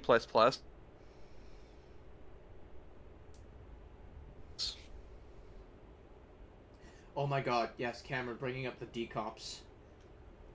If we can get a decomp of Armored Core 5, I would... You could load an Armored Core, and you could fuel the Armored Core with the amount of nut if they were to be able to port Armored Core 5 like that.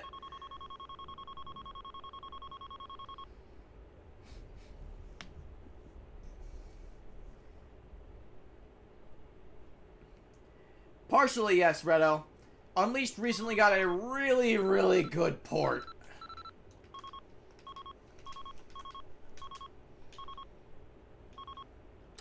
Alright, sorry chat. My internet decided to take a...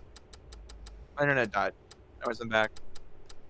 Yeah, the Unleashed port? Yeah. But there's a program made by the devs that made that.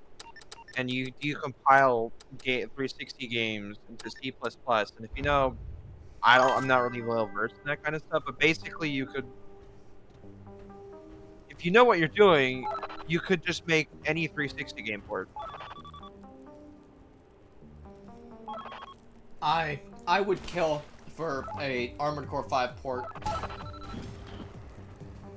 Yeah, well, you can... God bless the Sonic community. They're really good at the. They know how to, like, you know, solve things randomly.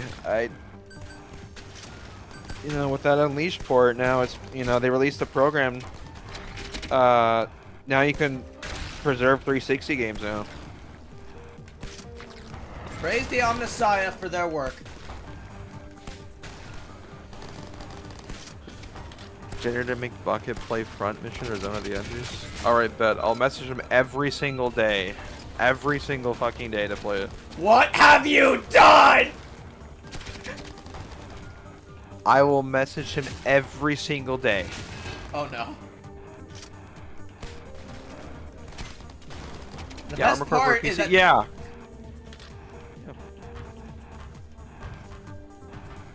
Armor Core 5 deserves it more.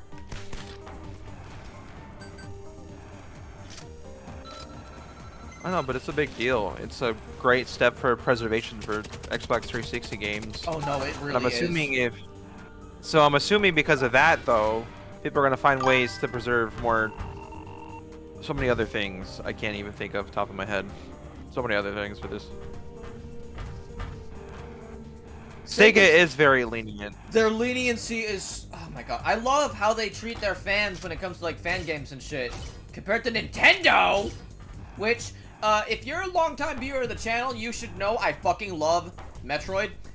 How Nintendo treats Metroid fans with like AM2R and shit genuinely hurts my soul. If you guys want to play AM2R, just go to Internet Archive and find it. I think it's still there. I don't know what version of it, but it's there. I will also. You guys are like, oh, I can't play it again. Nintendo, fuck you. I will personally provide links to people if I can.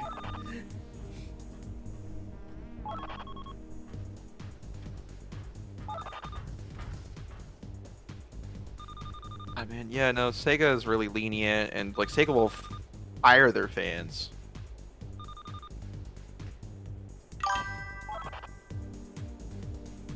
The only thing about front mission I know is my country, the Philippines, shows up for like one mission. I think it's pretty neat. Well, that's what I'm talking about. My country shows up in way too many games, and you probably already know. So where I've come from, probably. Greatest country alive! The one with the shittiest leaders, but also the one with the funniest shit going on, and the only place I'm allowed to be me! Yeah, basically. I love being free, so long as my freedom comes at the expense of other people's well-being, apparently. Thank you, government. Very cool. I hate my life. That's not true. I love my wife. She makes life worth it. Here you go, guys. I don't know what version this is. I'll put it in the chat for you guys. I'll put it in the chat for you guys, but if you guys want to try AM2R, you can just go to that link. Bro, don't get me canceled. You're not gonna get canceled. No one knows. Nintendo's never gonna find out. Okay, fair enough. Oh, you guys are good. Alright, but if we got a Nintendo sleeper agent in here, we will find you. Okay, well, I don't want to go that far. Jesus Christ. I still want to play my Switch occasionally. Alright, jeez. Listen, man, I love Nintendo, but I hate Nintendo for how they treated AM2R. AM2R died for our fucking... For Metroid fans, AM2R is basically game Jesus. It died for our sins. It did, but it's even if it's really good, Nintendo's just so overprotective of their properties, and I understand why they're that overprotective, but like... At the same time, if you're not doing anything with your franchise, let your fans do it. I get that, okay, I get Samus Returns was in development, but they could have just said that. No one would have been mad if they said, hey, we're actually developing this, and the creator of the game went on record to state that if you like AM2R, go buy Samus Returns, because this is literally what AM2R died for. But at the same time, it's like, it could have been handled with so much more tact. No, okay, too many old people Sega does in what Nintendo don't indeed. You know, Sega's great. Sega be like, hey man, we're working on projects, we're gonna have to cancel your fan project, but like, we want you to work on this project we're working on, so you're hired.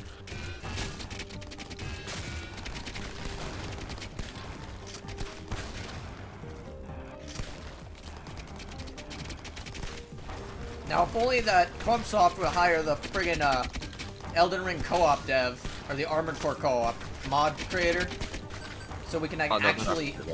Dude, I'd love it if they actually would... Oh, God! I fucking love the beamers so much. They're so silly. No! What are the prompts?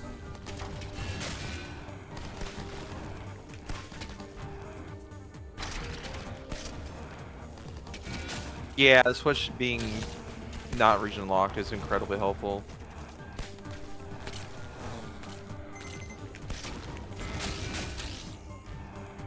Had games and not being an ass to their fans. Yeah. Gearbits deserves more updates, yes. Oh my god. The question is, will it? I don't know. The dev is pretty, like, happy with how the game is right now, I think. But I could be wrong.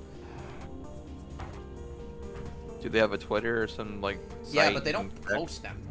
Oh wait, no, I remember now. It's getting a Switch port. That's what the news is with Gearbits. This thing's coming to Switch soon. Yeah, I'm gonna be buying it on the Switch just to support the developer, but also because I like the idea of being able to play this game while shitting. Activision let all their IPs rot. Yeah, they bought Raven Software, which I love Raven Software. Jedi Knight. And Jedi Knight especially, there's a big one. There's so many other games I can mention from them, but all they do is make them work on Call of Duty now. Raven Software slaves on Call of Duty now. That's all they do now. Like, Activision has all these IPs and all these actually decent, like, developers, but they only make them do Call of Duty now. There is no, like, you don't have those games, there's no, like, no more AAA games, and then your AA or, like, B-rated games anymore. That shit just non-existent. It's either indie or AAA. There is no just weird in-between, what the fuck is this, but it's actually a really fun game anymore. Right? It's only indie or AAA at this point.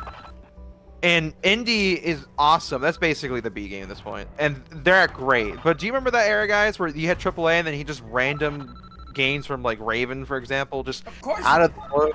Armored Core was, like, the entire Armored Core franchise generator was literally those AA games. Well, no, yeah, but I'm talking stuff like, I don't know if you heard of it. It was Raven's last game before they were just forced to make Call of Duty. It's called Singularity. I don't know if you ever heard of that. It sounds vaguely familiar. Yeah, just stuff like that. It was a neat. Yeah, we all know you well. Yeah, it was a neat era. Like, it was a time when devs could just do certain things, and if it worked, it worked. If it didn't, it didn't. Now it's either indie or you're just stuck on AAA. And personally, I'm on the side of indie more, unless your AAA game is really good. Because if it's not, then there's no word it's not. Yeah, no, exactly. They do not make 7 out of 10 games that you would die defending anymore. Yeah, that just doesn't exist. Exactly. Sometimes you want a cheap junk food game. Yep. Hey, Elden Ring Night Rain looks like it's turning out to be one of those, but in a good way. It's literally just... It's like Project Phantasma or Another Age, but for Elden Ring, where they're just making another game, quote-unquote, with the base shit from Elden Ring. It's, again, it's such a good analogy. It's junk food Elden Ring. So hopefully we get a little bit of that back, and hopefully FromSoft starts a trend.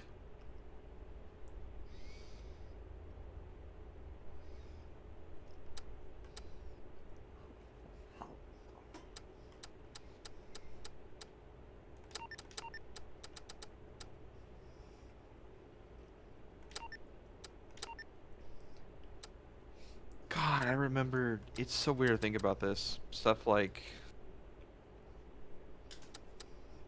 I mean,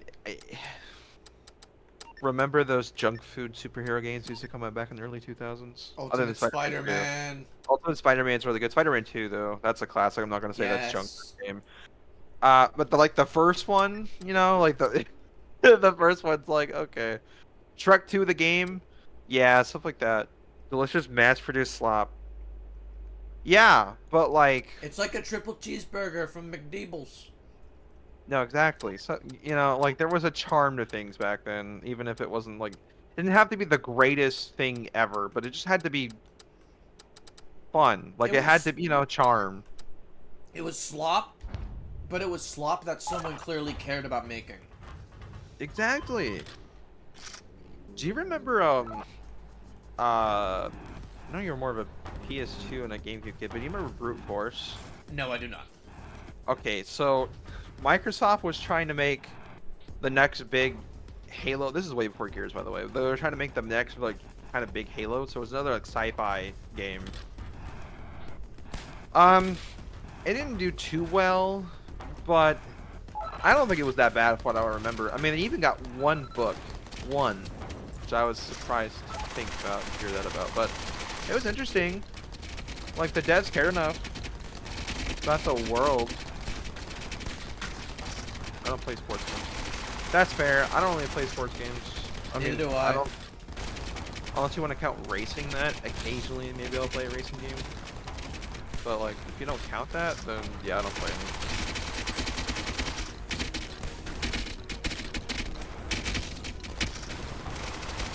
Exactly, games where devs weren't exceptional, but they put a lot of heart into it.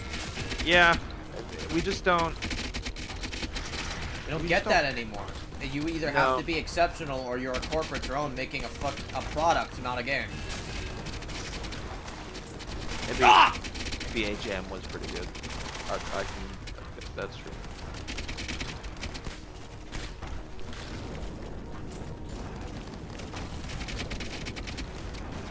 God, I wish I knew how to mod this game. I'd make the chargers sound from Left 4 Dead. Oh my god, this is chargers. I can't do that sound. It's a weird. Yeah, I remember playing. Get this. I didn't have the 360 or like the PS3 version of the Iron Man game. I had the Wii version. I had the DS version. I had the Wii version. Yeah. I remember that. Flight sims? I mean, I don't know if... Yeah, flight sims... I've played a flight sim a couple times. They're just not my thing, but I think they're technically... I should probably rephrase it, but I do think they're pretty cool. Does Ace Combat count? Because I played the shit out of Ace Combat 5 when I was little. Ace Combat count, it might.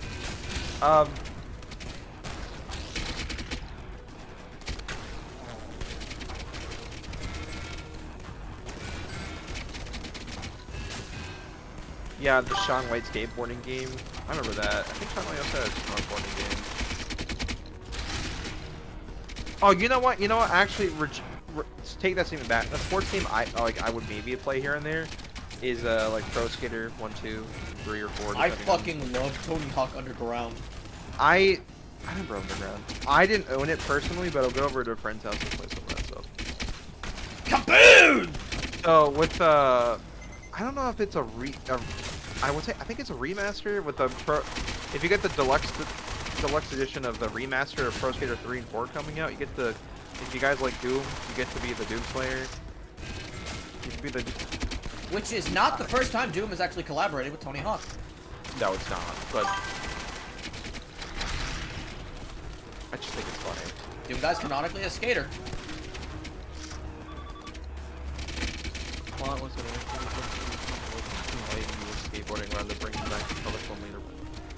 Are you talking about Jet Set Radio? I fucking the love one that. where you're like gates and all that, and grinding around town. That's a really good game. That was made by what, Sega?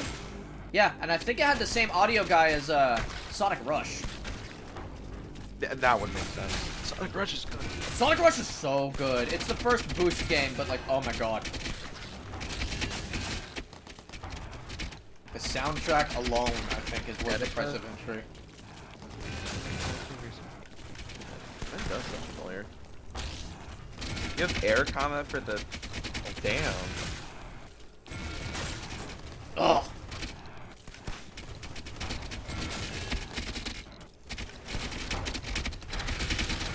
I've seen this game before. It was developed by Santa Monica Studio? Oh wow, they've come a long way. That's wild. Oh, this... Oh! Oh, so they used this to make the old school. They used the same engine they used SOCOM? Oh wow, okay. Jeez. Oh God! That's a flashback. When was the last time there was a SOCOM game? There's so much shit that. There's so much shit that was so good and it's just non-existent now. Django, to answer your question, the main plot of this game basically revolves around various missions to defend the planet Orient from raiders and these bugs called the Letipids.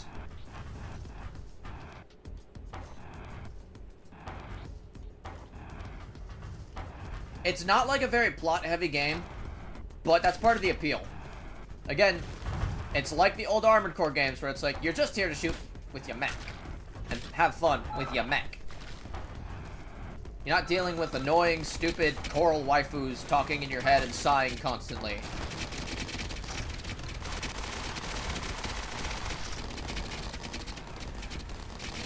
And to any newcomers in the chat, yeah, no, this is a certified air-hating channel.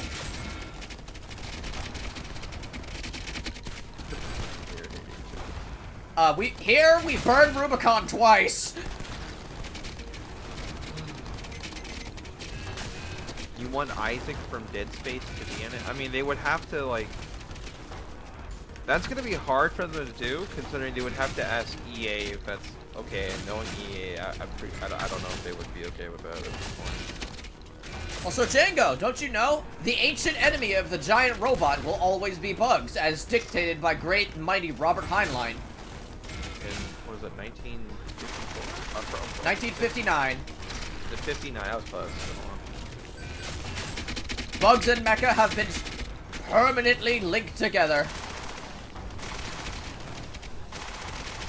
Honestly, I just love the fact that bugs are like the just always the shorthand, like, oh, we need a bad guy, but we don't want to feel bad killing it. Bug. You can add depth to bug if you want, but you don't have to. No one's gonna complain if you do. Because they're bugs. It's not gonna bug anyone if your bugs are a little evil. They're bugs. Do I remember War of the Monsters? I didn't play it, but I do remember seeing it. That sounds like an arcade game I used to play back in Skate World. Anyone remember Skate World? Nah, I'm probably gonna date myself with that.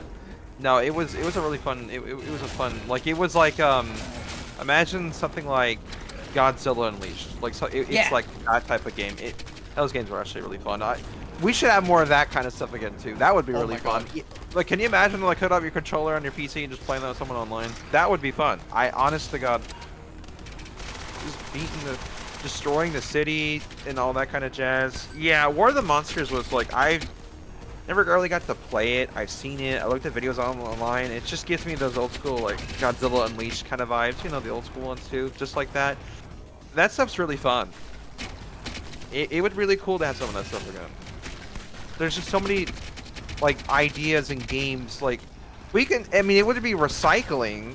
I mean, but we've done it plenty of times before. But it'd be nice to have some of the things come back to refresh the industry a little bit.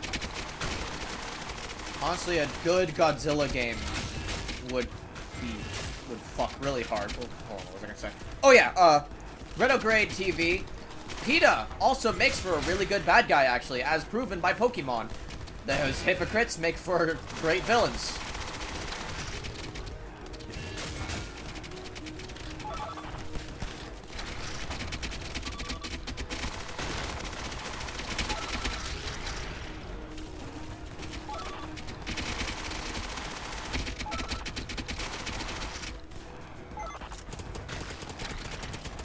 Oh yeah, the kid is coming out.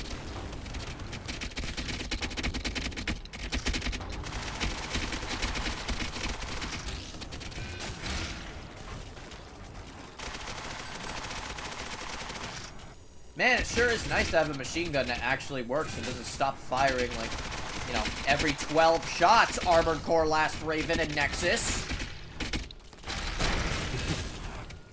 Oh no. I love Armored Core, but fuck 3.5. It's broken. Literally, oh no, that's okay. With the magazine system they introduced in Generation 3.5, your machine guns usually stop firing after 12 shots. There's just a pause. It's so annoying. Yeah, this is. I'm sorry. This is just going back a little bit. I would take a Godzilla game over a remake remaster. Yeah. Yeah, I would too.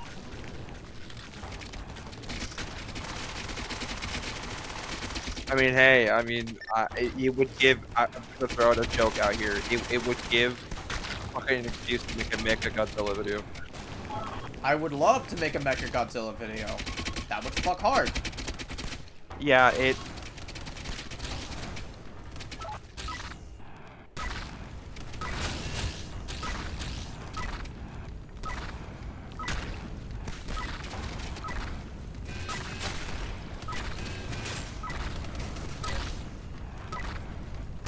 Oh God!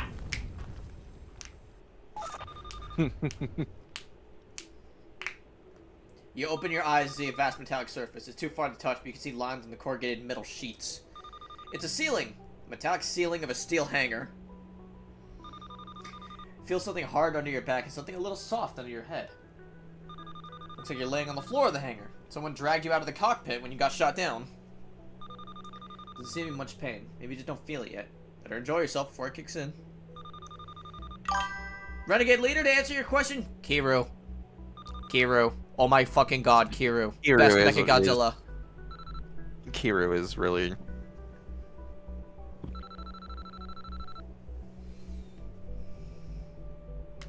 God, Kiru is a. God, there was some. Also, I mean, I don't know if there's any gains with it, but this also would be an excuse to go into Jaegers as well. Yes, oh my god, Jaeger. It just sucks because making a Jaeger build would be gimping myself and would be actual pain. It would. That would be pain, yes. But for the cool factor,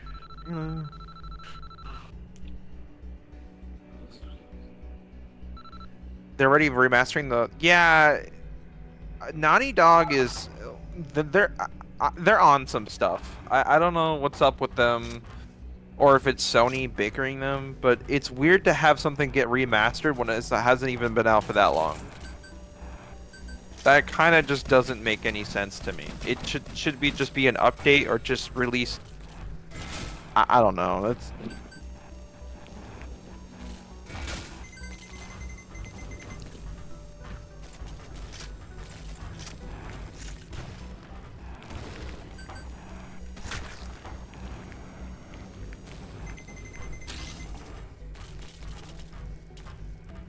Oh Jesus, this city's a little fucked. The Hero duology, are we the best? Yeah, I can agree with that. Yes. Yeah, no, they're easily just. Okay, I have a little bit of bias because I love Godzilla, Mothra, and King Ghidorah, Giant Monsters All Out Attack, but outside of Godzilla, Mothra, and King Ghidorah, Giant Monsters All Out Attack, which has the best name of any Godzilla movie ever, yeah, I can agree. Kiru's movies are the best out of the Millennium arc, anyway.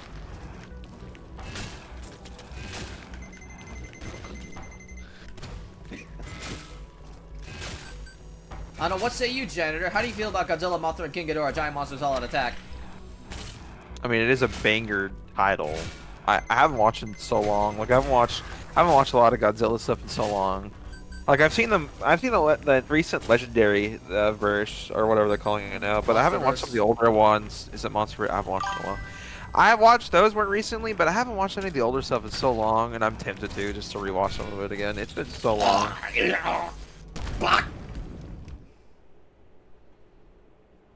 Was it? Which Godzilla was it where Godzilla kills Zilla? That's Final Wars, which is... Was that Final Wars? Yeah, no, that one's comedy gold. Yeah, it is comedy gold. I remember that. It's not the best, but it's, like, hilarious. No, yeah, it's nothing, like, incredible, but that scene is so vivid in my mind. Every time I think about... Yeah, when I think about Godzilla, every once in a while, I'm like, yeah, you know, Godzilla killing Zilla. With some 41 blasting in the background, I might add. Yeah. Yeah. How can we still succeed taking what we don't need? Oh. Selling lies, all selling all the hate that we breed. I really, really fucking hated Zilla.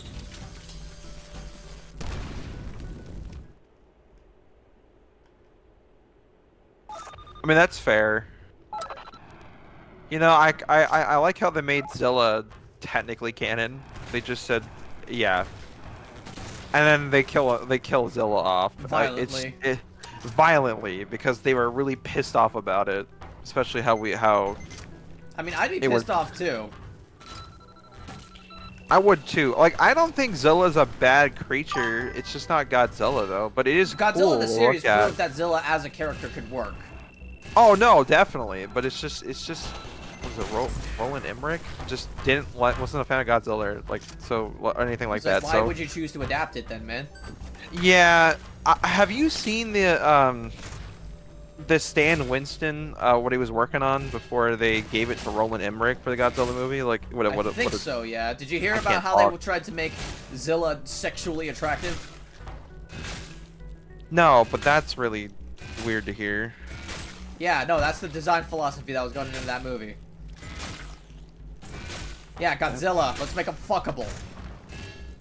Yeah, that's incredible. Yeah, here it is. I've seen the freaks on the internet. I know some people would actually smash. You know what? I am not allowed to talk. I am a bona fide spider monster girl fucker. Destroyer is peak. Destroyer! No one talks about. No one talks about. Right. It's not Destroyer. It's Shut up. Destroyer! Shut up! Shut up! I'm too tired. I'm too tired to use. Where? Shut up. Underrated. No one ever talks.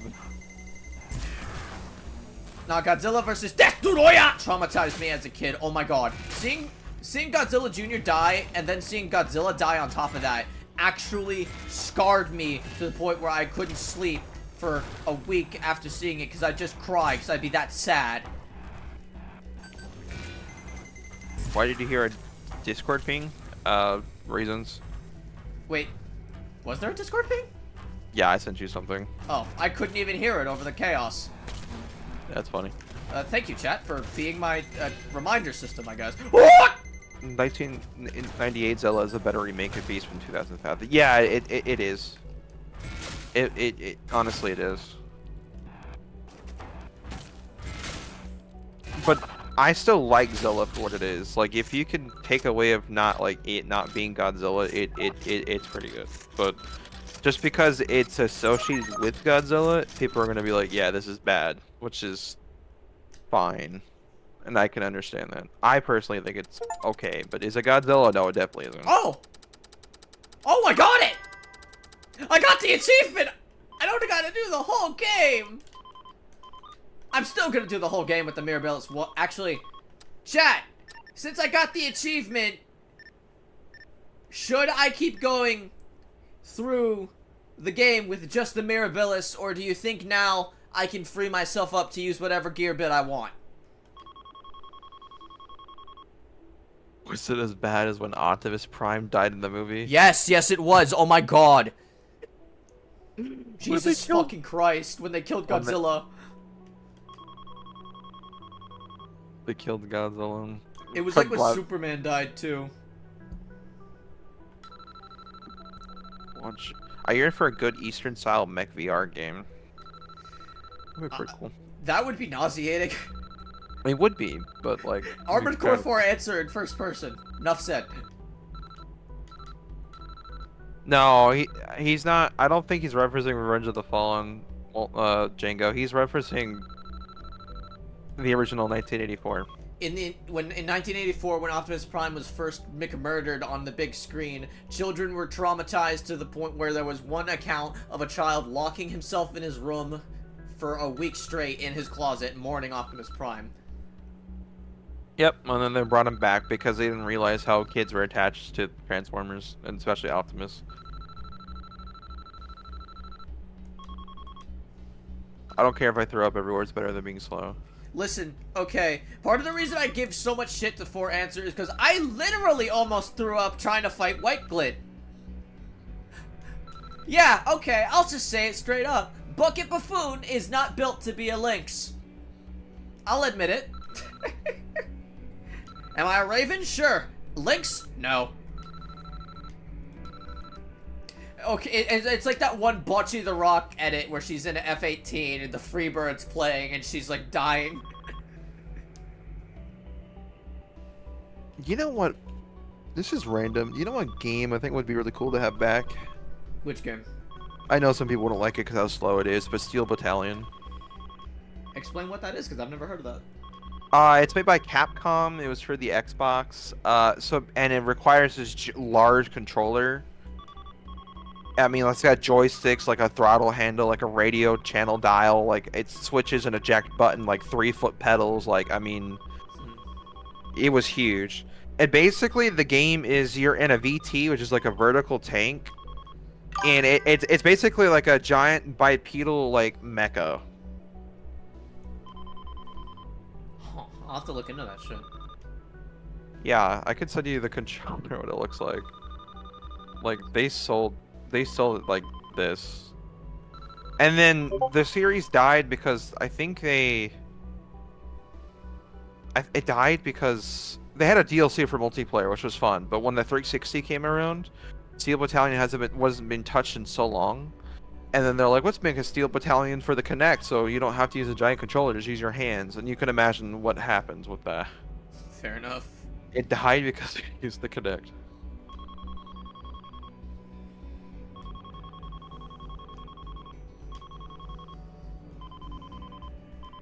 Yeah, in the entire game, you're like in like the cockpit of the VT.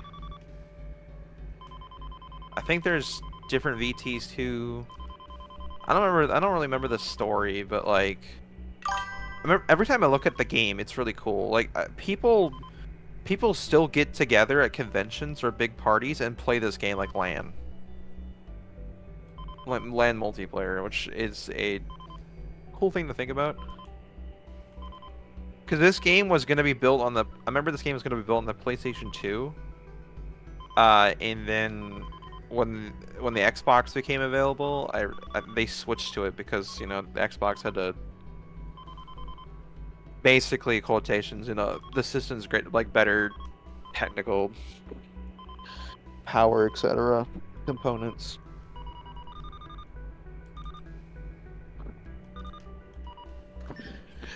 And the game did receive awesome acclaim. It's just the project didn't make a lot of like money. The game didn't make a lot of money, but it is really cool thing. It's something that never gets talked about, and if you do, he stole Steel Battalion from you? God damn. Evil. Also, would it actually delete your save? That's fucking great. Permadeath.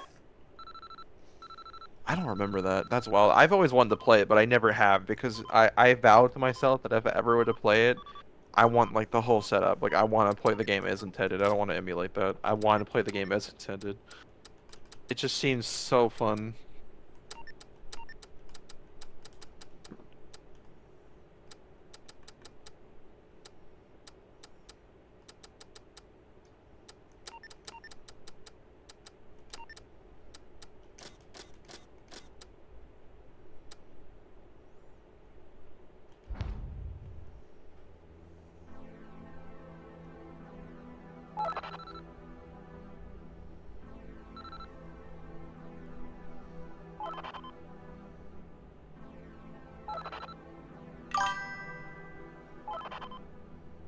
God fucking damn it.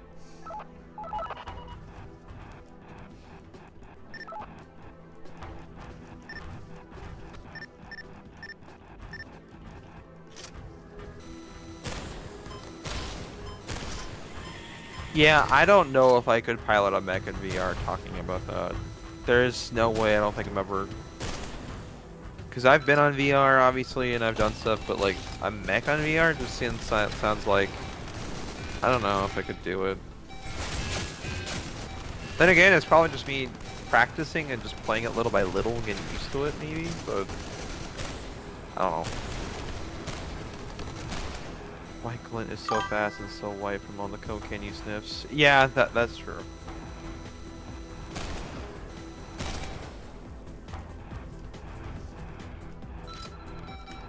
Fuck that guy in particular. Warriors. Why does that ring a bell? That's like ringing a bell in my head. I know I haven't played it, but it is definitely ringing a bell in my head like I've seen it somewhere. I definitely heard about it. Let me look this up real fast.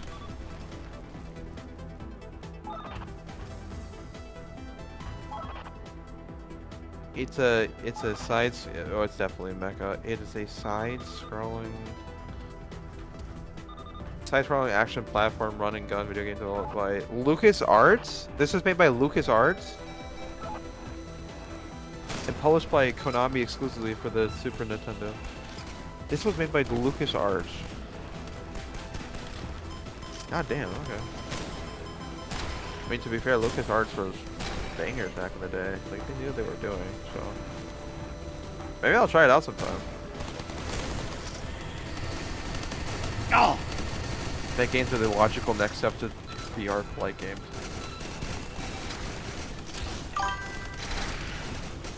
Maybe I have seen a video of it before then, because you said get out of the mech. That sounds so familiar. Like, I've seen this somewhere on a video. From who? I don't know. That sounds familiar. Either way, I might check it out. That does sound kind of cool. Mech VR games are the logical next step to VR flight games. I mean, there are some VR flight games. In fact, this is not for everyone. I recommend not going on it for a lot of reasons.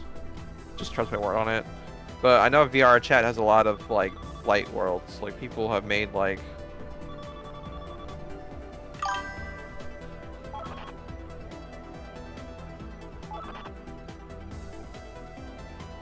Mech VR games though. I mean, there's definitely a couple, but I don't. It could be a great next step, but it just depends on how many people are willing to throw money at that. I also think it's partially like what type. Eastern mech style games, I feel like would struggle a lot more due to the speed. Like, straight up. Mechwarrior, I feel like, would be the best thing to go for in terms of just trying to break into VR. That's just me personally, so. Yeah. Okay. You know what? Renegade. I'll probably check out Mechwarrior sometime. Bro, you gotta. You could literally. No, Okay, we could literally do like a full stream of you, me, and Poppy, and maybe Thomas if he decides to get on the action too. But no, having a full lance and just doing Mechwarrior shit would be fun.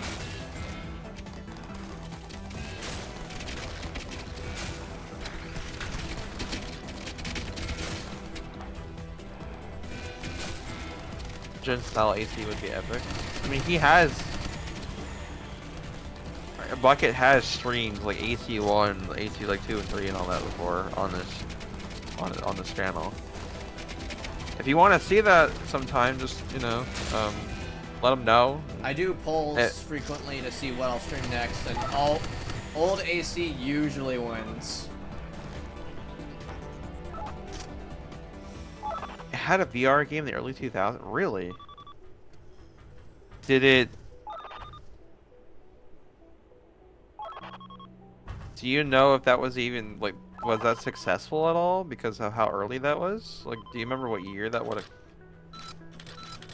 came out? Do you remember there was a mecha racing anime? Do you remember its name by any chance? I do not.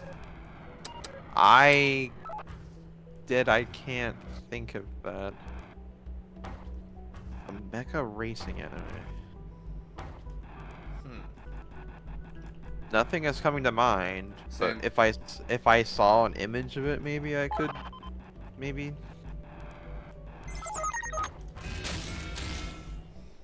I'm trying to think of more obscure mech games that I've really enjoyed. I'm kind of drawing a blank though.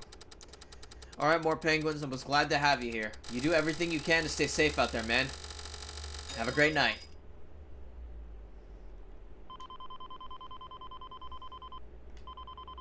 Oh, is Arcade only using linked battle pods? Okay, well that sounds kind of cool, and that makes sense for the time.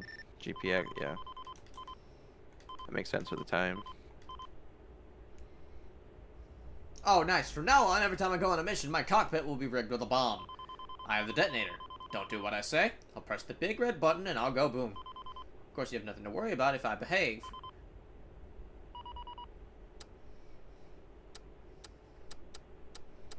Alright, should I take the Regulus or should I take the Linnaeus? What say you, janitor?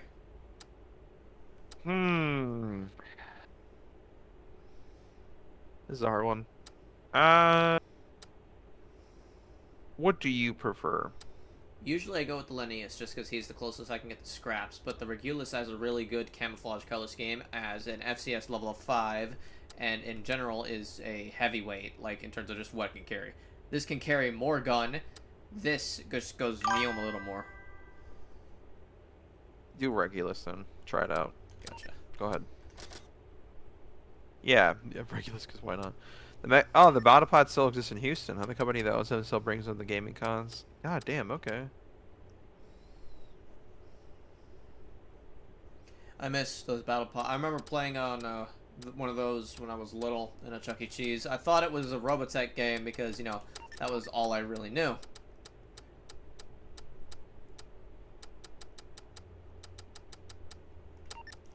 But, like, fuck, man. Those old games were good. It was Mechwarrior 4 Vengeance, I think, on that specific thing.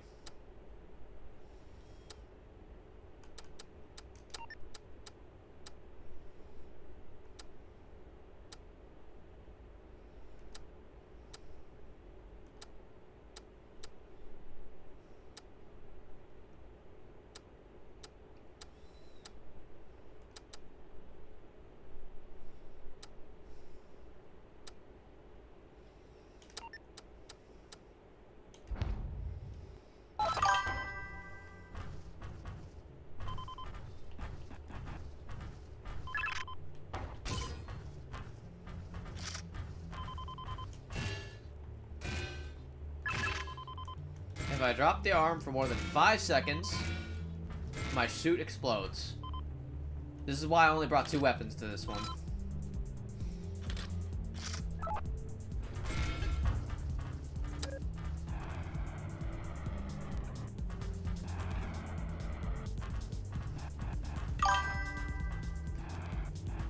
I've been meaning to hunt down Mechwarrior 4 and play, but it's kind of abandonware.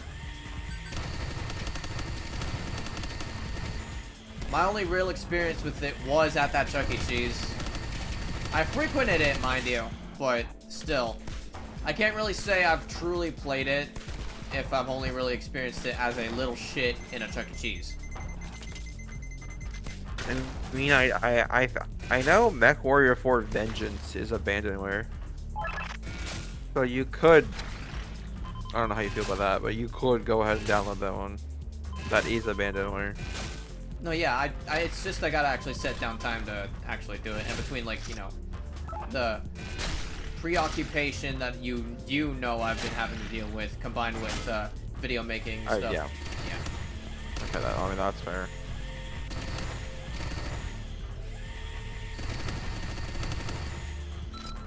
Macross 5 has VR support? Oh, baller. Oh shit, okay. I don't know that. Mechwarrior 5's already like peak, it's just getting peaker.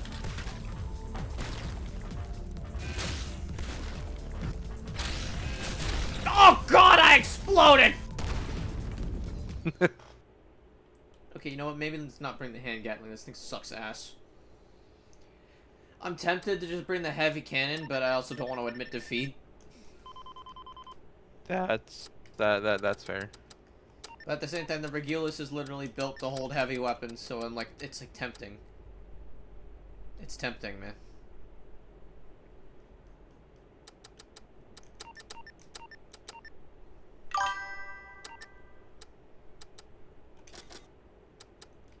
You exploited.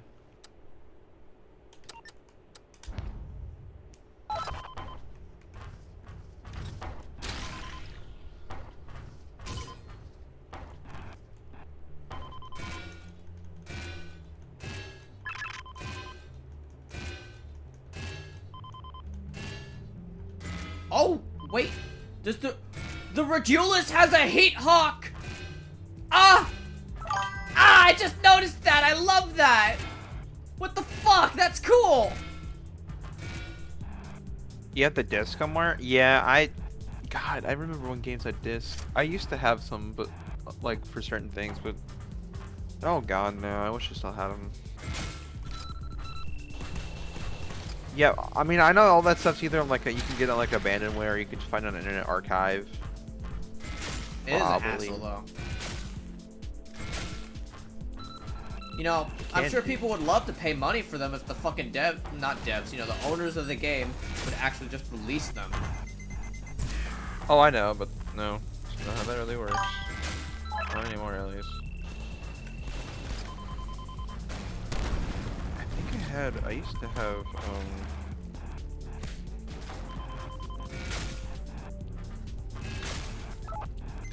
I used to have, this is not Mecha, but I used to have Lord of the Rings Battlefield Middle Earth 1. Complete copy, I don't know what happened to it.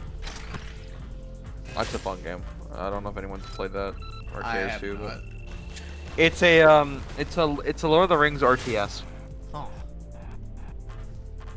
Certainly sounds interesting.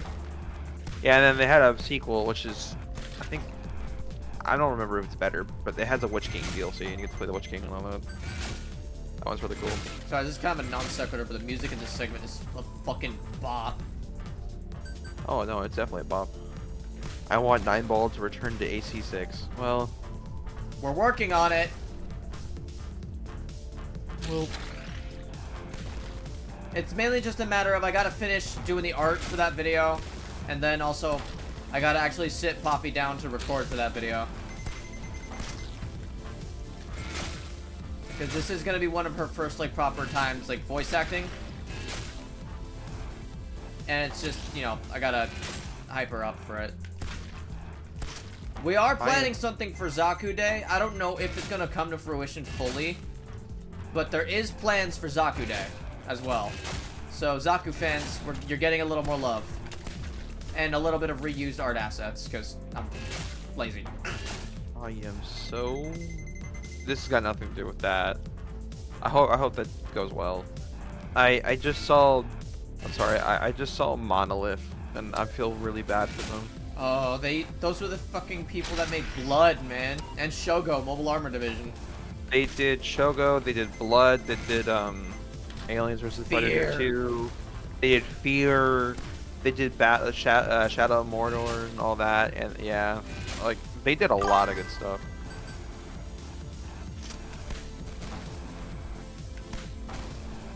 It's kind of sad that Warner Brothers killed them off. Like their last game was what is it? Shadow War. Yeah, that was their last game, and that was like what 2019, 2017. Christ. Like they haven't made like 1 cent, so they were just shut down. It's honestly really sad. And Warner Brothers, of course, had to patent the Nemesis system, so they just so we can't get another one. No, if they want to have another game with it, they could, but like, are they going to? Probably not. Well, I was gonna say, Deadstone, I'm gonna say this right now, we already have a 9-Ball Seraph in Armored Core 6. It's called, Fires of Rubicon Ending. The Mech Air Pilots is a direct reference to 9-Ball Seraph, because it's a variable fighter with, combination, twin Moonlights, twin Plasma Busters, and, machine guns with the missiles as well. Yeah, no. Air's mech is literally an evolution of 9-Ball Seraph.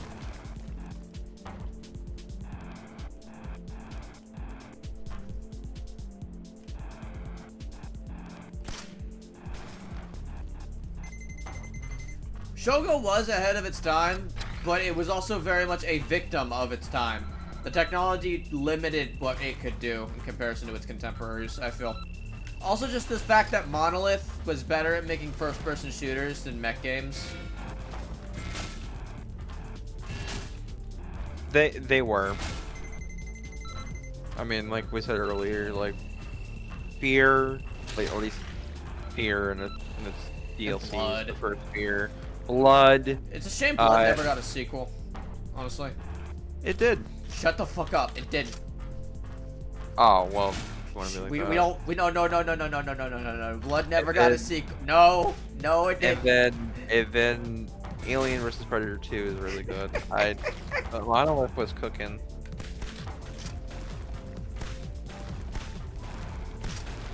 I live again. Caleb is so fucking cool. Okay, I don't know how many of y'all know this about me, but I fucking love boomer shooters. Caleb is pretty cool. But it's still kind of hard to beat certain characters. Caleb's really cool, but because I never got a sequel and hasn't been like brought back from the dead at all, he's kind of like lost in time unless you know about it or like stumble across it. Yeah. I mean, Dusk. Unless you were there. Dusk is a good spiritual successor to Blood, honestly. That's true.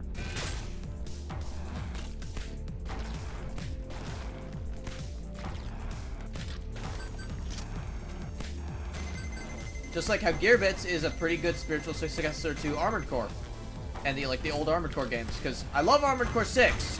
I built my entire channel off of it, but I won't deny the fact that it's very different from what made the original Armored Core special.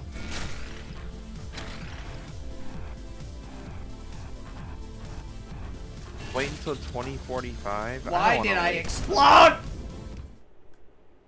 I don't want to wait until 2045. I'm gonna be like at that point where I just want to not do anything anymore. That's way too long.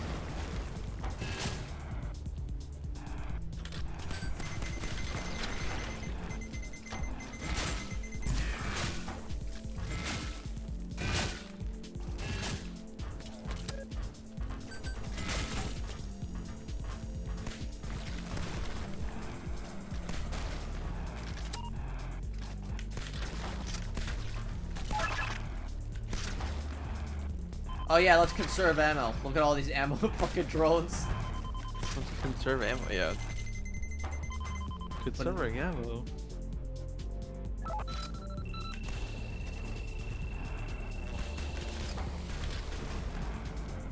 I like that this game's genuinely got some challenge to it too. Like, it's not just an easy mech game. It's like an actually, you know, tussle.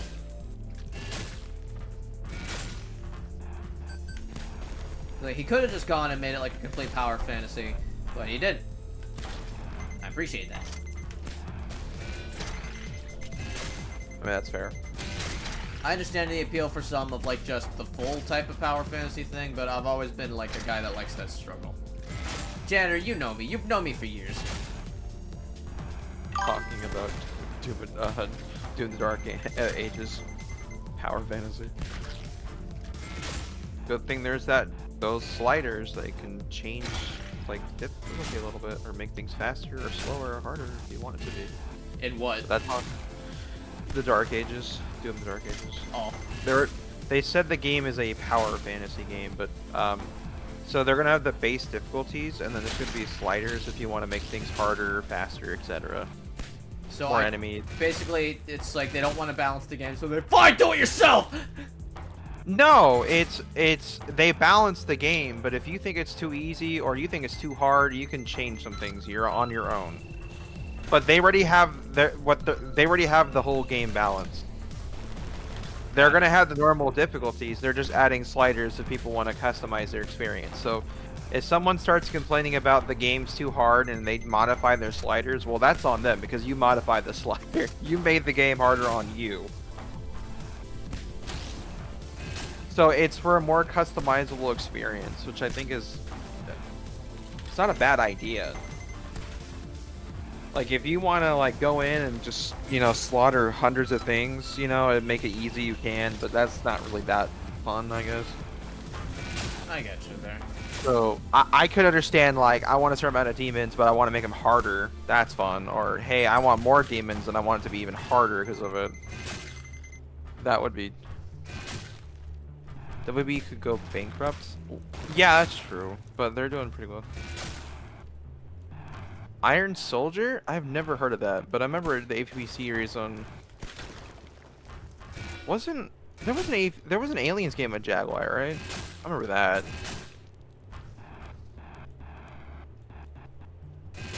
I don't know what Iron Soldier is. I don't think I do.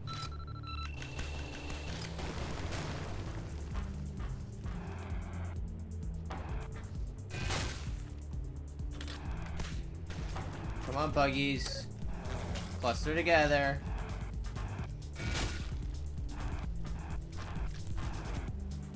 Yes, like that. I mean, I'm really pissed off at Warner Brothers still for certain things. Especially recently with Monolith. That was a really dumb move on their part, I think. Maybe they had their reasons, but it's from a consumer point of view, it just does not. It seemed like a really dumb move. You gotta start on this. Okay, on the Jaguar. Okay. Because I thought there was just an alien game on Jaguar. I didn't think it was AVP on Jaguar.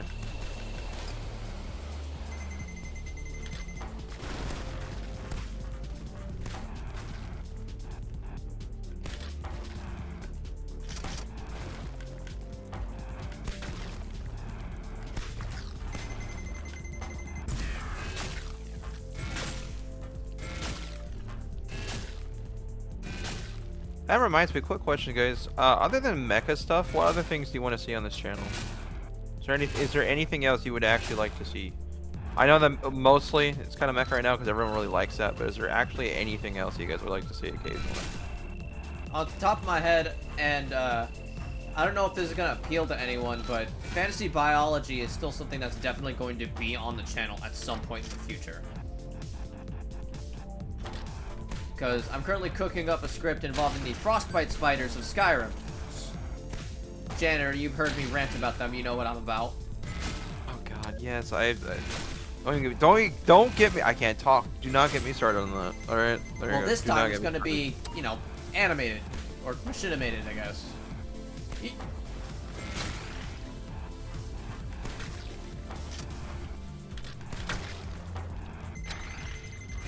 So that'll be fun. Also get a chance to... Are you gonna show off your character dying? For the video time. I think what's it called?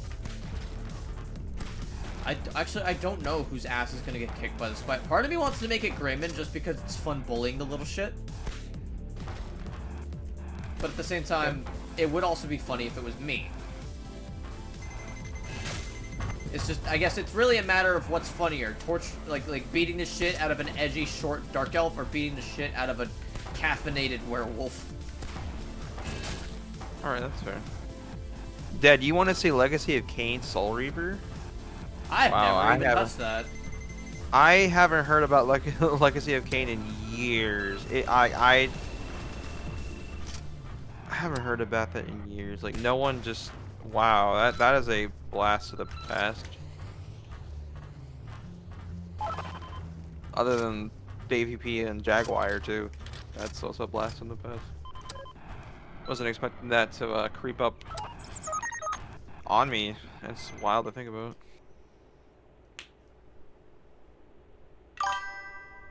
Morrowind. Yeah, no.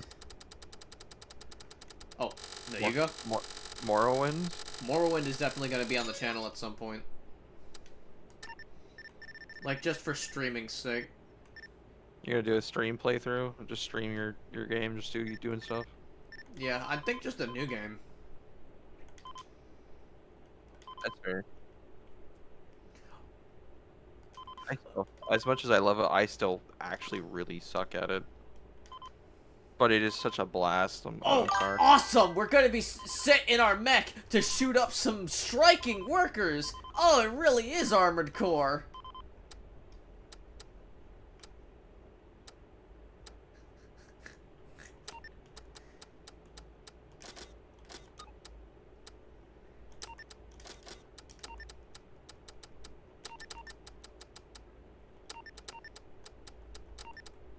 We'll never get a game like that again. That, yeah, for Legacy of Kain. Yeah, no, we won't.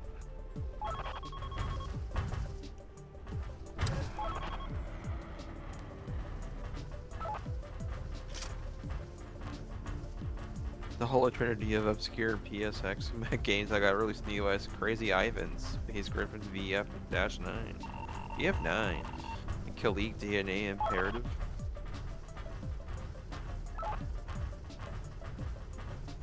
Yeah, the PlayStation 1 especially had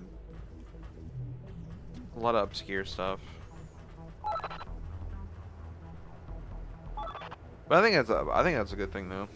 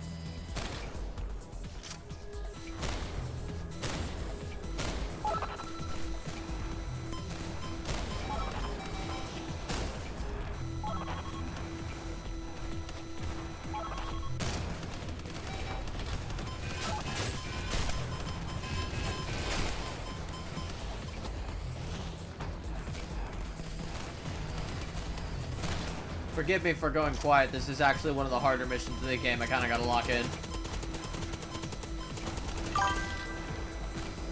Oh, don't worry. I'm kind of quiet because I'm starting to get a little tired, so I apologize, chat. I'm kind of getting a little tired. Who said you could sleep, maggot? Well, you know, considering I woke up at like 3 or 4 this morning. Jesus fucking Christ. I said that as a joke, man. What the fuck? You gotta know the true story behind why I'm tired. It's kind of sequel, but I can't remember the name of the life of me. You know what this means? Time to Google. I'm gonna Google, see. El Goog. Ooh.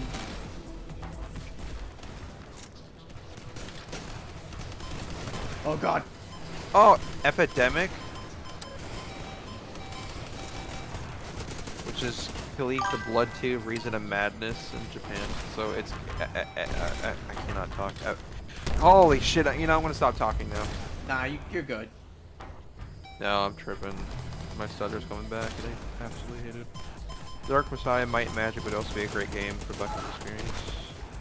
Yeah, those are. I haven't heard about that in a long time either. Is that the kicking game?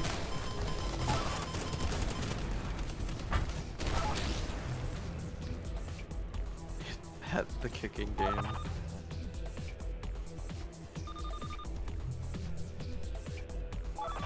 Yeah, that's what it is. I just looked it up real fast.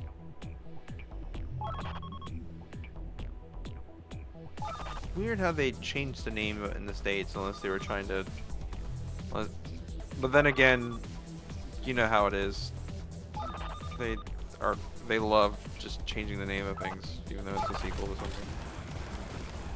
Because of certain reasons.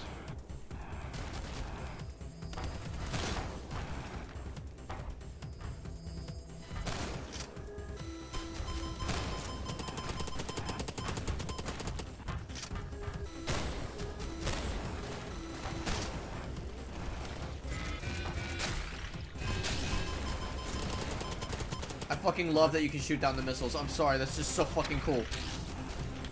It's such a minor thing, but it feels good.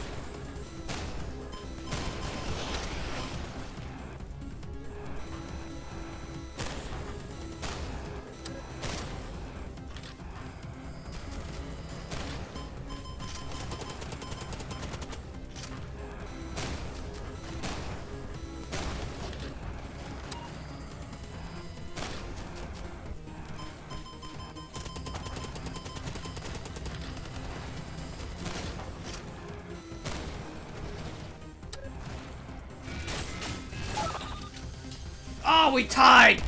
Ah! That was fucking goofy. The draw. The draw.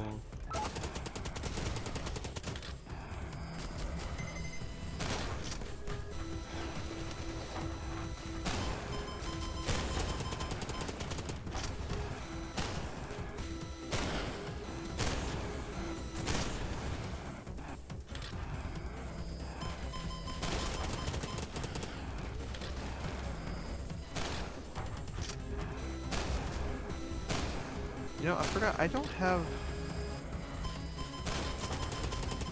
I forgot, I still don't have Bolt Gun DLC. That's around at random, but... Nor do I. I heard it's pretty good.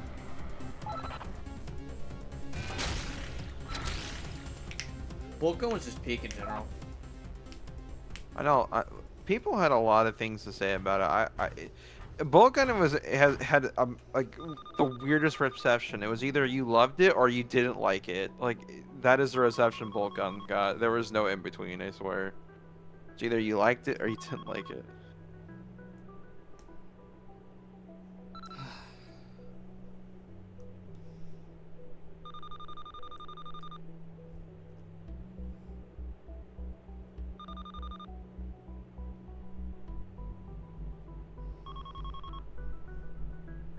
Hello, Raider Goon with impeccable fashion sense.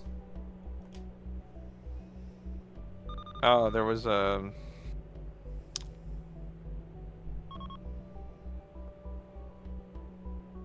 developers of Bolt Gun had an interview talking about why like they wanted to make the game and stuff like that. I'm curious what the response was, other than they just wanted to walk around and sound like refrigerators were stomping everywhere.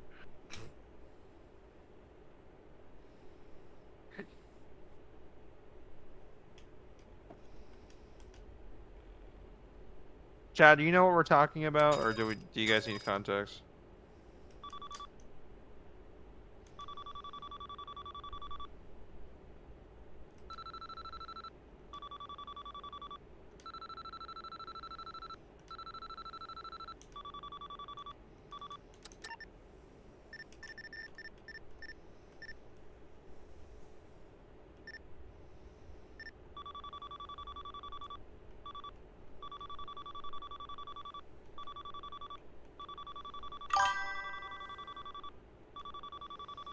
Better than Firewall. Not a high of a bar, but yeah. Hey, okay, we got Shasokai's from Fire Warrior, so I'm not gonna complain about it too much. He's a fucking cool character and funny to think about. I love how there's a lot of... I don't know, I haven't looked too much into Fire Warrior. I know what it is, I've seen it, I know why it has the reception it has. I haven't looked into deeper of like development of the devs talked about. I have heard of the theory that originally it was going to be just a normal Space Marine game, and then they're like, oh wait, no, the Tau's coming out, we gotta make a game about the Tau. Like, to, you know, because the Tau was, you know, just coming out kind of thing, if I remember, and they're like, oh shit, we gotta represent our new faction, so they're like, Yep. hey, actually, change your whole game, change your whole game, please. I mean, even then, it probably still would have been that amazing, you know, but like, I don't know. Maybe I'm wrong. Maybe Fire Warrior, if it was intended to what it was supposed to be, maybe would have been a little bit better, gameplay wise.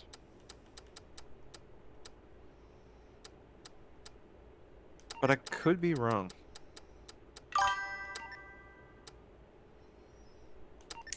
See, I tried. Maybe I could give it another shot, but the last time I tried playing Vanquish, I ended up getting sick. But I could definitely try to give it another shot.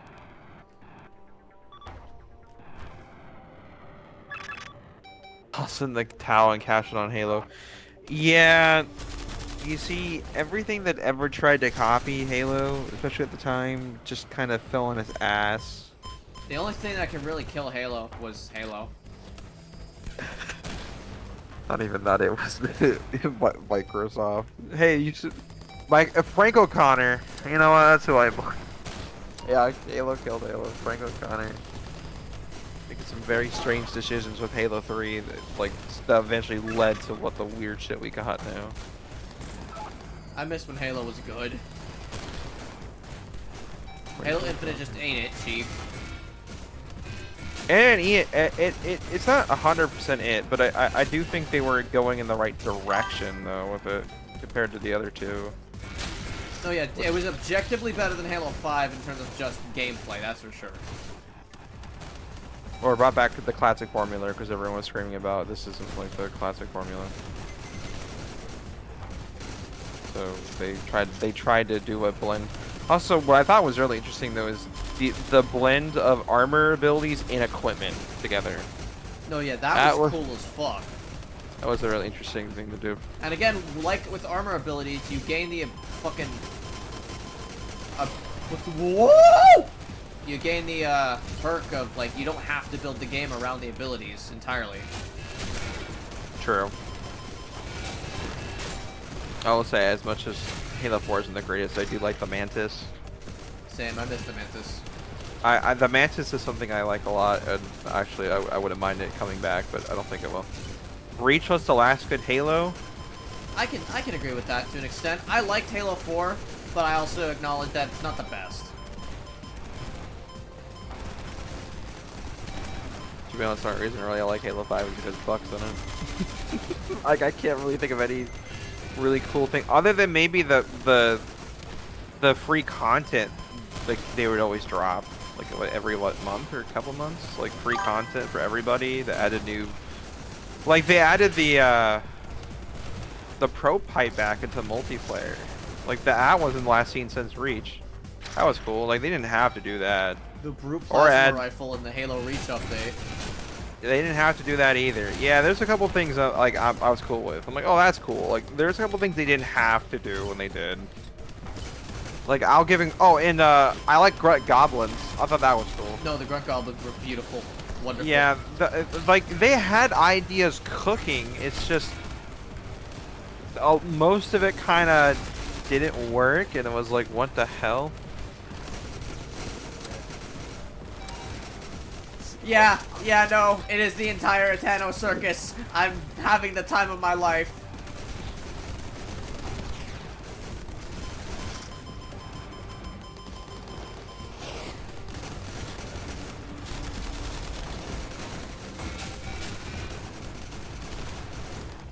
My information's getting high, don't worry.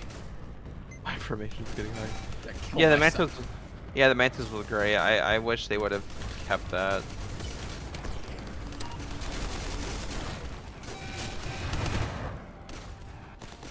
Also, I'm an idiot, but I'm a sucker for the Halo 4 Saw.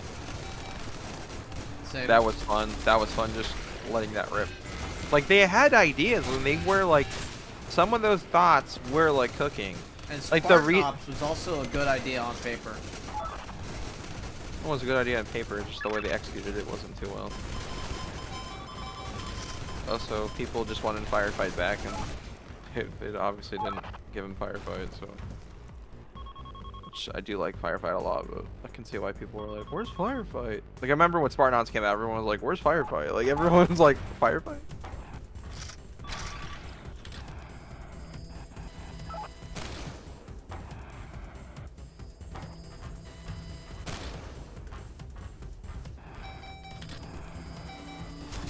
It would be stupid, but I think it would be hilarious to see a Cyclops in multiplayer one of these days. I would love that. And honestly, I wish they would have brought back the Goblin in Infinite. Like, it's a game with a boss fight is a big focus. I was surprised they didn't. Yeah, they were gonna have I forgot what the enemy was called. They were gonna have a new enemy, but because they didn't really like its default animations and how basic it was, they tried to replace it with the late into development, and then they replaced it with the Halo 5 hunters, like AI wise. So that's why the hunters are. Yeah, that's why the hunters are kind of broken. But at the same because time, I they prefer weren't to have balanced. the hunters in there than whatever they were trying to do. Yeah, the thing that we're gonna do is kind of cool though, because like it was this creature that they hijacked on the ring, and it was like controlled, and if you broke the control, it would turn on the brutes, like its captors. I like that idea on paper, but I don't like that at the cost of the hunters. No, I don't. But like, I don't think hunters should be bosses. I don't know why they. I know why they did it in Halo 5 because they were thinking, oh, cooperative play and how they are. But because they didn't have time to change the AI, hunters are just kind of not fun in Infinite. Infinite was not balanced around Halo 5 hunter AI. It was not. No, What was I gonna say? Oh, fuck. hunters were supposed to be heavy infantry, and they were just like fucking bosses like bosses. They were unbalanced, and I'm like, these. What the fuck is this, guys? You think you're gonna get this game when it hits the Switch? Yeah, you Yes, should. support the dev. Get the game. Get the DLC on the Switch. At least Halo 5 tried. I mean, it didn't in the beginning. I mean, the whole build it with Spartanauts will Jewel Mandama just to have him die in the first mission of Halo 5. First mission to the new character, because, oh, he's such a cool dude. They were building him up for something, and then they just kill him off, and I'm like... I never understood that. Because they had a whole thing going with it, and I'm like, look, the Storm coming in, it's not like... The 343 era, like, or especially 4 and 5, design-wise, a lot of those designs are not my favorite, but the storytelling for Spartan Ops was like there was something, like they were cooking, like they had something going. Even in the books, Joel was a fucking cool-ass character. He was like this conniving subversion of what an elite is supposed to be. Because he wasn't just, oh, my honor and shit. No, he was smart. He realized there was a lot of bullshit going on with Oni and shit. There's so many missiles! No, he was smart. And then they killed him off like that, like, instantly. That's him. That's what they made him sound like. Yeah, and then they killed him off at the beginning of Halo 5. Only because Spartan Ops wasn't going to get continued, but, like, they could have... I think it would have been a better end if they made it where, like, if he would have died in that game, but if they would have done, like, an Arbiter versus him fight in a cutscene or something. No, I have to disagree with that, and it should have been a fight with, like, Locke. Joel should have been harassing Locke throughout the entire campaign. Okay, well, that I can see more, I guess. Like, straight up, he should have been a recurring bad guy that Locke puts down at the end of the campaign. Maybe give him some personal beef with Locke. It's like, oh yeah, I remember glassing your planet during the Covenant Wars. Yeah, good times. That's all they had to do. Well, yeah, but... Joel's the type of conniving bastard to try and get under someone's skin like that, so... We already... The Halo 5 gameplay tried, the story fell off. Yeah, they definitely were trying with the gameplay. The story did fall off the cliff, yeah. I will say, I didn't like the direction they took the gameplay. Personally. I think some of it's good. The AI fucking sucked. Well, the gameplay was fine in multiplayer, which is... What all they focused on, but the PvE was gutted. No, the PvE was definitely gutted. Unless it was Warzone. Warzone's PvE was alright. Alright, but the AI got gutted even more in Warzone to account for the mass player counts. True. And also got upgraded, quote-unquote, by giving them extra damage and insta-kill shit, in addition to a bunch of other hitbox-related shit that I won't even go into get into. Well, at least it gave us unique variants we'll never see again. I'll give him that. But yeah, a lot of his recoloring, yeah, but like, you know, unique, like, weird stuff that we'll never, ever see again. It gave us the Blood of Suban, it gave us the Blissful Slumber, it gave us the Grunt Goblin, and it actually let us fight Jewel Mdama in PvE, which I'll give it credit for. So killing the Warden over and over again was fun. Screw that guy. Screw the Warden. There was exactly one good Warden fight in the game, and that was the 3v4, where there's 3 Wardens, but you have the man cannons. Because I see there was actually developer intent there. What they wanted you to do was use your fire team to lure the Wardens into ground pounding distance, because ground pounding the Wardens would stun them and let you open up their backs to shoot them with. Yeah. Well.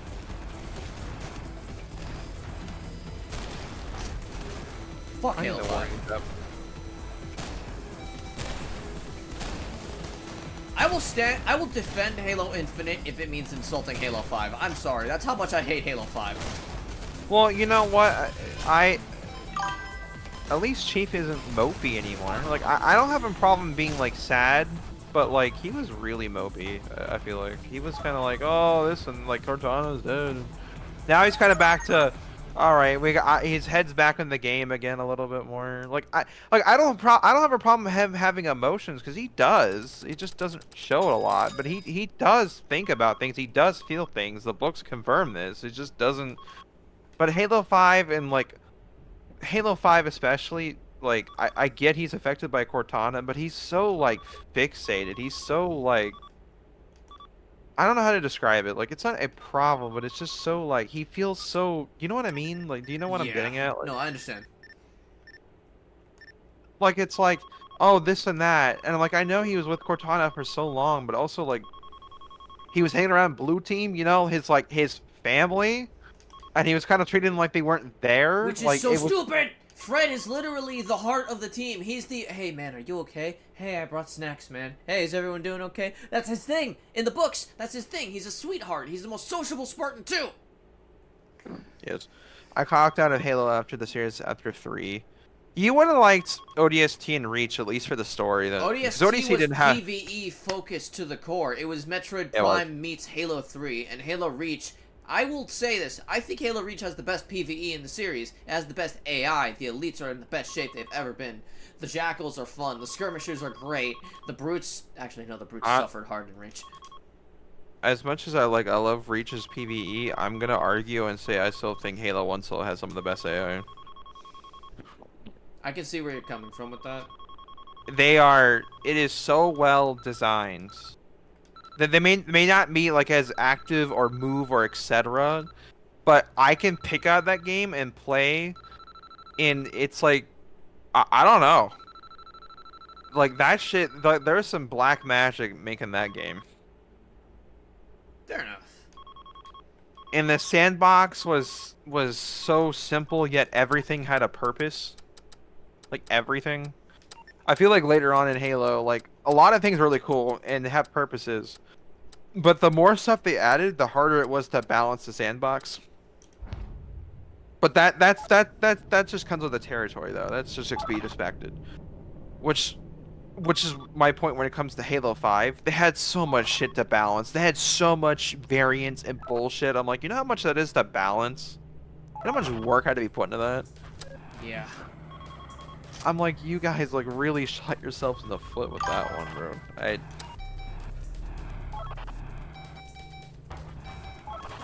I don't mind it focusing on Chief, but I think they need to wrap up his story before they move on. If they're gonna do something like maybe like one last game, like one last hurrah thing for him. Just straight up kill him off, honestly. Kill him off.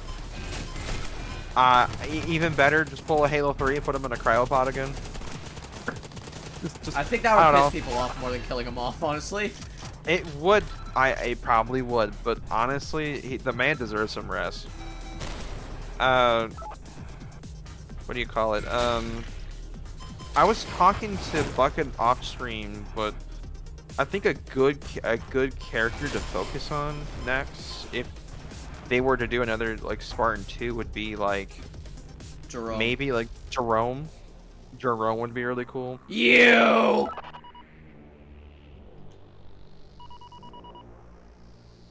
I mean, the guy's cool. I mean, he killed Blood with a fucking folding chair. I mean, if that's not cool, then I don't know what is.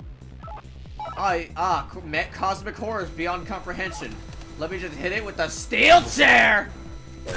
Yeah, steel chair. But also, I would love. This is so stupid, but I would love a game with like Tom and Lucy. I'd love that too. Yeah. They have to be a little harder than the average Halo game, I think, to account for the fact that they're little shits. It would be.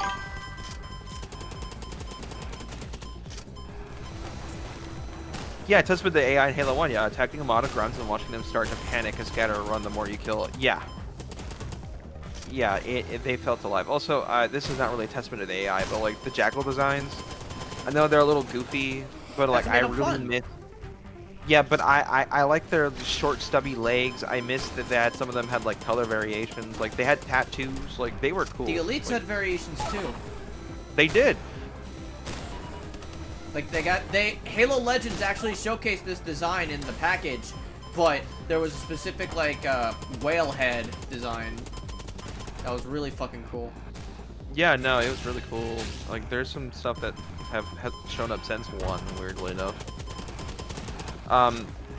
Hunter standing up tall, because I don't remember the last time they had a Hunter standing up tall. Halo, like, actually all of the Halos technically have that. That's the Hunter's idle animation when they're not in combat. Yeah, but a lot of them you don't really see it much anymore.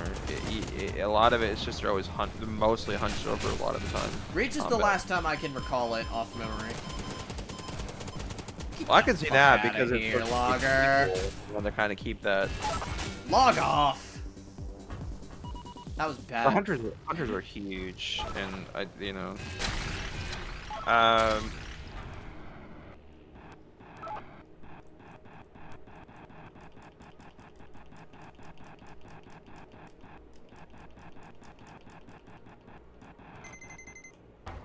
All right, time to go down a shaft. Also with drones, I know they're in Halo 1, but I think drones, I think they could have expanded on drones, and they really didn't. Y'all ready to see something fucking cool?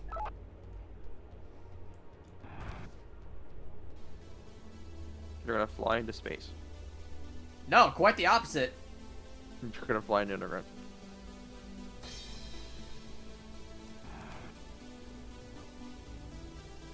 Woo! What did I think of Master Chief's TV adaptation?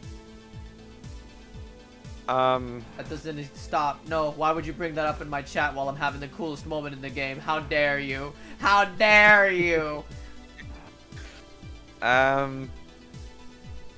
There were a couple moments where he was definitely acting like himself, and then the rest of it was just, I wish the show didn't exist. Woo! Oh, up. Okay. There we go. Fun fact, Atriox is in that show. Yes, he is. Yeah, I don't know if you knew that, but if you do, there you go. Ow. You call him mustard beef instead, yeah, instead of Master Cheeks, yeah. Yeah, no, Atriox is in that show, and I find that funny of all things. I wish what they were doing with the flood, like they got that horror aspect. Like, it wasn't exactly what we were thinking it was going to be, but I think they were trying to, if they were ever to make another season, which thank God they're not, I'm pretty sure we would have gotten to see what more of what the flood might have actually should look like. But they were heading there. Almost there. Like, the whole base being fucked up infected right away was kind of cool to see. Like, I'll give them that. Like, to see the infection start in spread. Honestly, didn't think they were going to do that.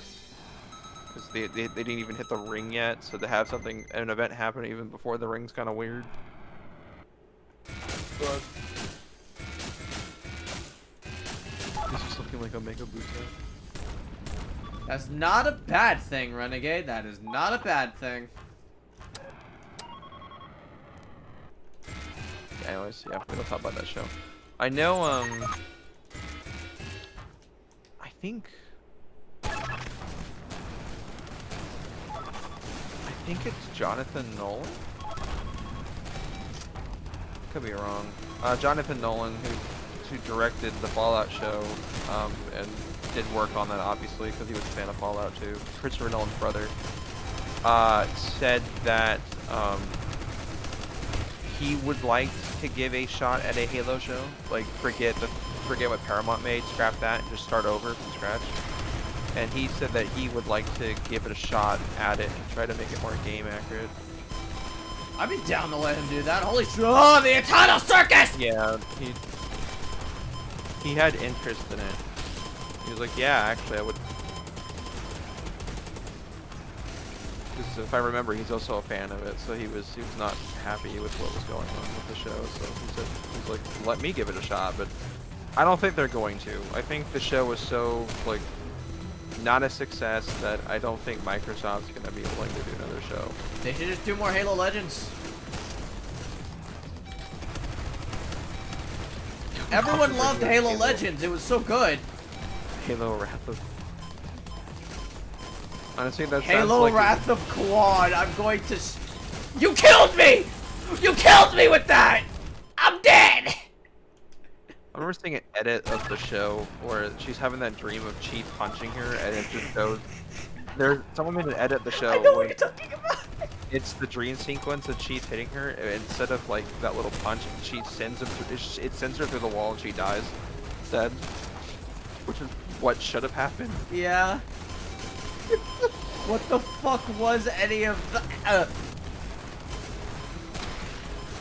Don't know.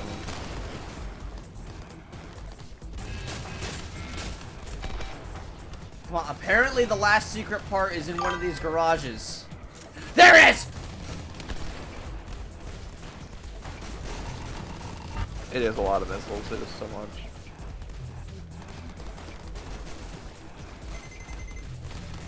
Okay, the squad's got me now. I got the last part.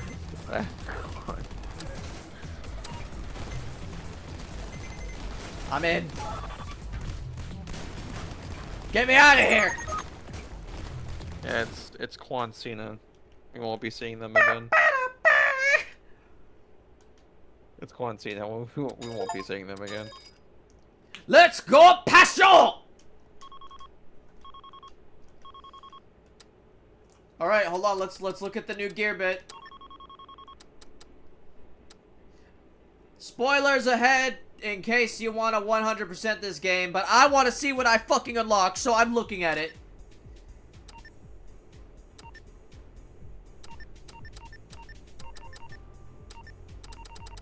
Oh, okay, I guess I can't look at it in the model viewer.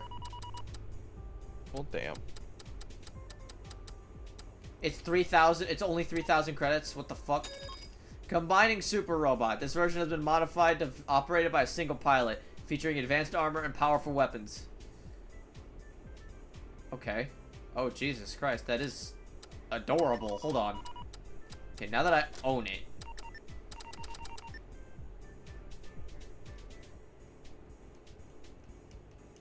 So whose Mechazord is that?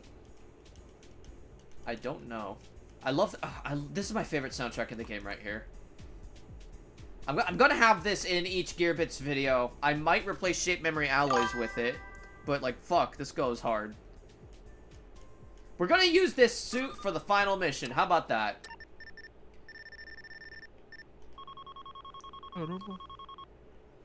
Cyberpunk 2077 will be a good game for Bucket.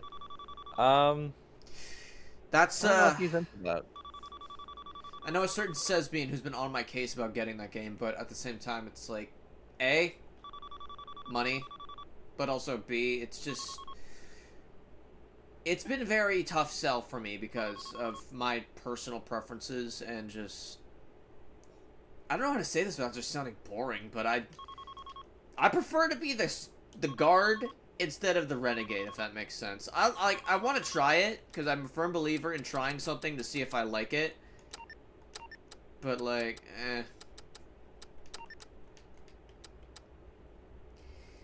I can't knock it till I try it.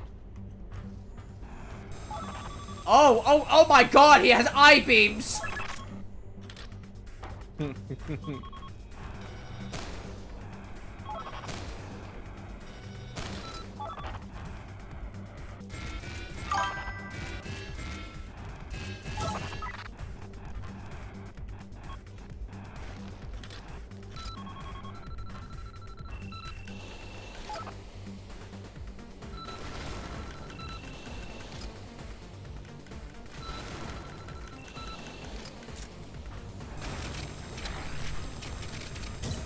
Like a laser beam, my eyes on you!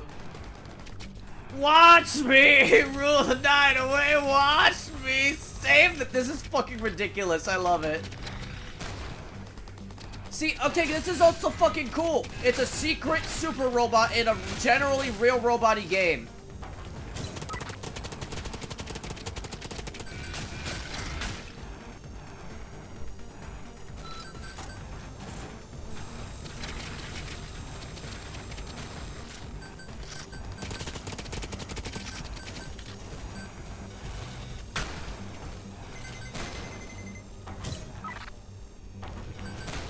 What did you miss? A lot. Basically the entire Yeah. game. Yeah, That's okay, this is a little fire indie nugget called Gearbits. It's one of my favorite indie games of all time. It plays like old-gen Armored Core, except with dual-stick controls.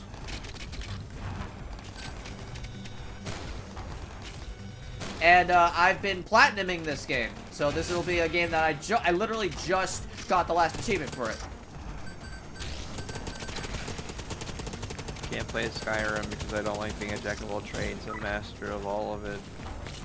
That's what you gotta mod. Character creation overhaul does wonders for that. Well, either you mod the game or you just go for the build you're going for and you don't level anything else up. I like installing level caps too, because I'm fucking insane. I don't know. I just, if I wanted to like do that, I would just go play like Morrowind or Oblivion. If you want that kind of stuff. See, I'm cringe, and I play Skyrim mostly because I can mod Poppy into it.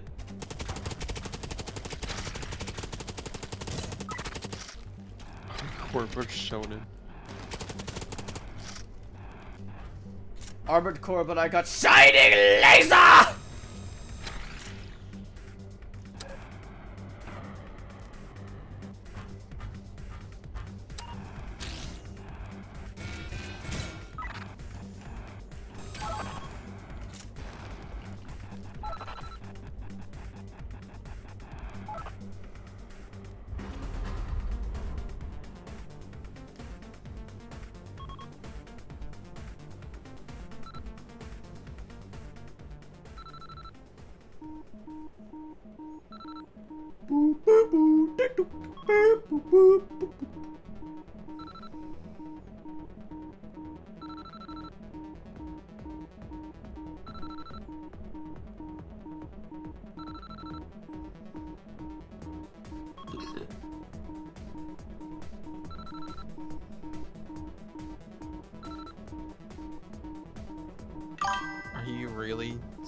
Are you really doing that?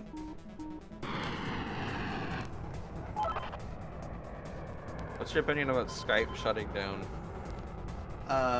Fuck it. Fair.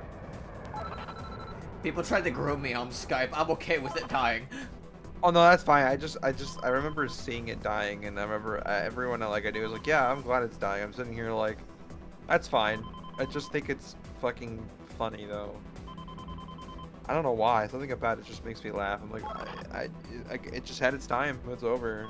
After all the weird shit that happened on it, it's over. It's over, isn't it?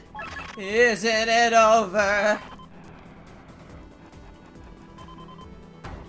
Rostrum, I'm gonna spread your pussy open. Come here.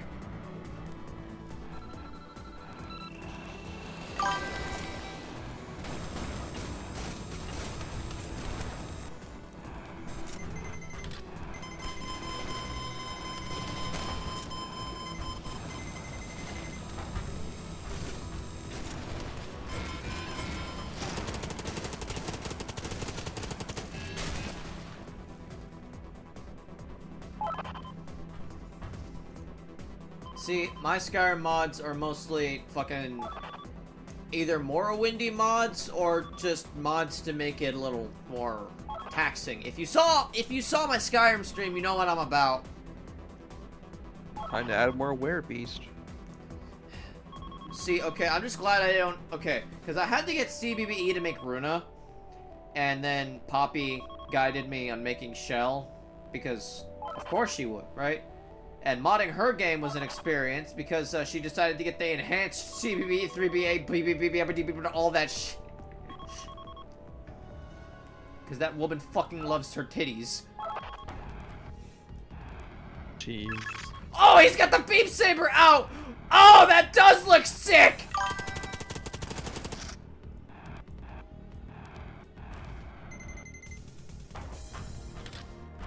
Come here, Rostrum. I don't bite. Jesus Christ!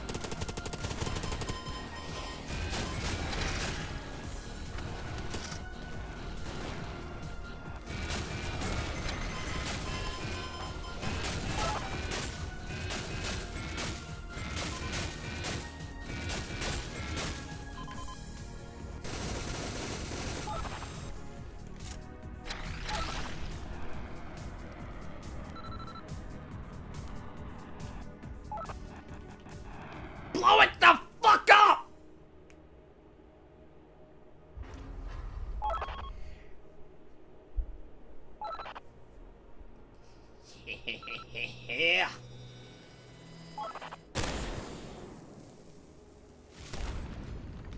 And there we go. That is Gearbits.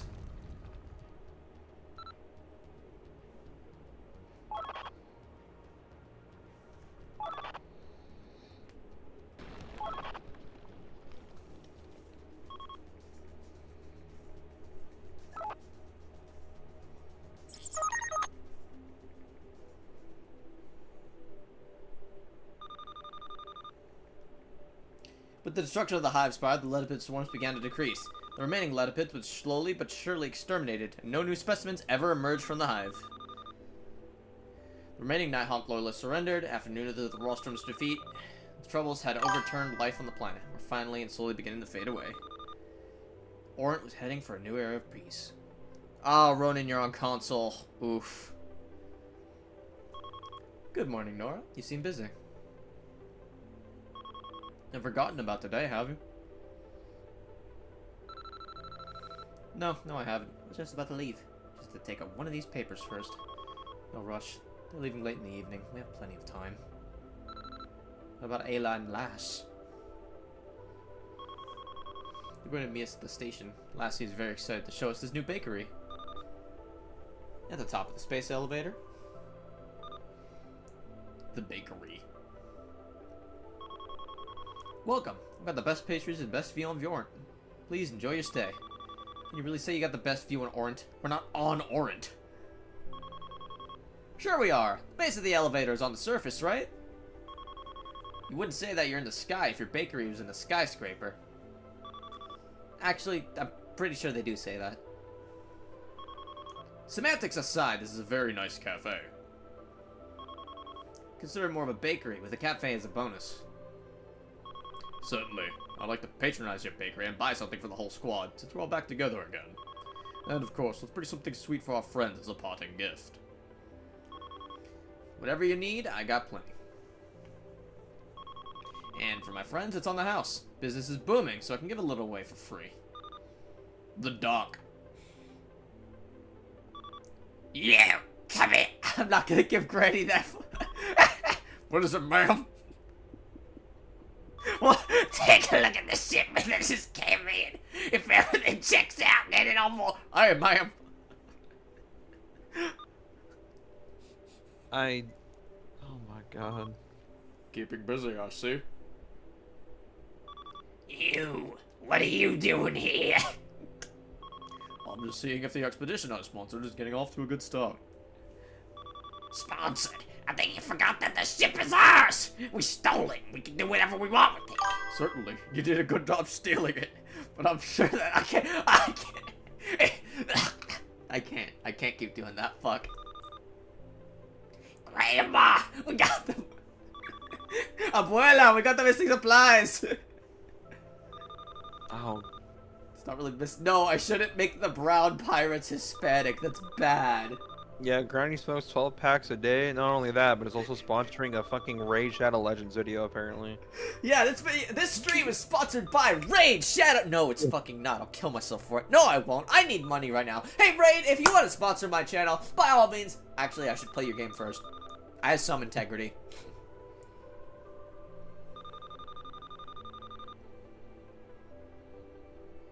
Oh, that's sweet.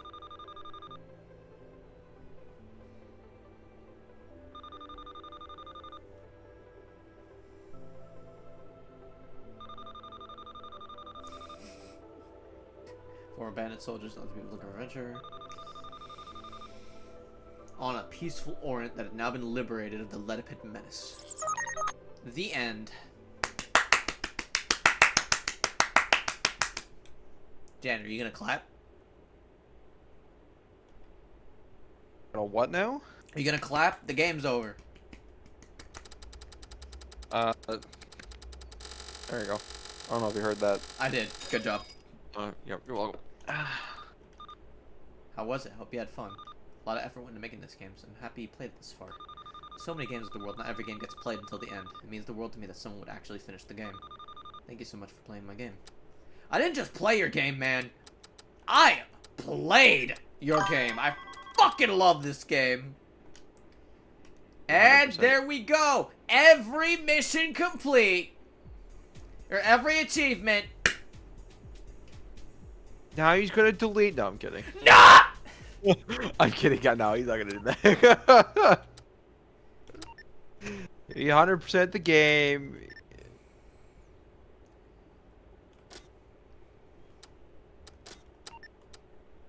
Now I could either start the Raider Expedition or I can do the Christmas special. Chat, what say you? DLC or Christmas special?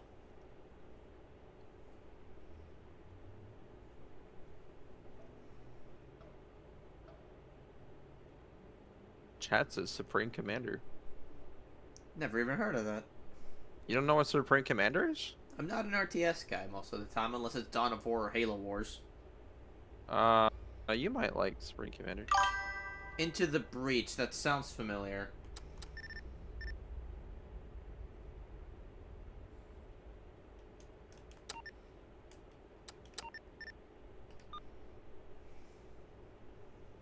Oh yeah, Into the Breach. I know what you're talking about, Renegade. I know what you're talking about. I had to think about it for a second.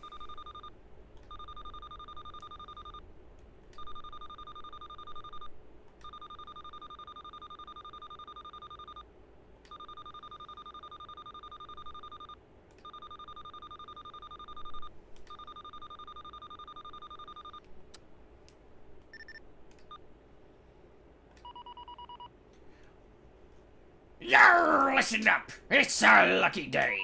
Just a few hours ago, a spaceship crashed nearby. It was a big one, too. The material we get salvaged from the wreck is a handsome bounty. Too bad we weren't the first ones at the site. A group of freebooters has already showed up to take the wreck. They are sitting around like they own the place, but I bet those scallywags— Yes! He is a pirate! Scallywags who aren't expecting anyone else to come for the ship. Your mission is to drive away any of the raiders in the area. Okay, I can't tell what gender you are, but I don't care. Smash! Once the area is clear, we can go ahead and start scrapping the ship. The ship is pretty mangled, but we'll try our best to pick apart the valuables. We don't know where the ship is from, or certain that it came from off-world, so anything inside is bound to be valuable. If the wreck's so valuable, won't more people come to take it? We'll be in trouble if someone shows up to pick a fight while the crew is aboard the wreck. Petrol will watch our back while we plunder the ship. Don't let any sly swabbies get near the site while we work. Most likely any would-be ruffians will be other raiders. The government is still reeling from the bug invasion and doesn't have a strong presence around here. What about the bugs? The bugs got exterminated after they took down the hive spanner. No one's seen so much as a fruit fly in months. That's just what the government says. They could just be saving face and pretending to have it under control. Besides, this area's pretty remote. You can't be too careful. Doesn't matter what's out there. Petrol is going to be carrying enough firepower to sink an entire fleet. We'll stash the macaw near The macaw. near the crash site and move in after the enemy has been dealt with. We'll get to the wreck as long as the enemies guarding it are destroyed. Got that? Okay. Petrol, ready to go!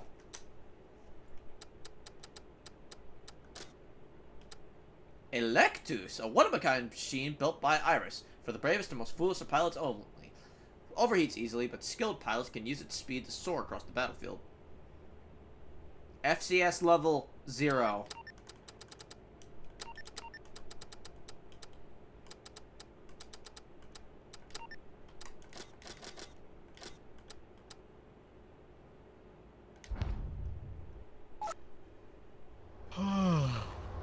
You know, I hate to do this, but I might start lying down now. I'm kind of tired. Oh my god, look at that. No, I understand entirely. I might actually call it after this mission. This is it! The wreck is just up You know ahead. what? It's a mammoth from Halo. Oh my god. Oh, you're not lying. That is just a mammoth from Halo. It's even got a little animal decal. What the fuck? Yeah, the macaw. Oh, this is fast!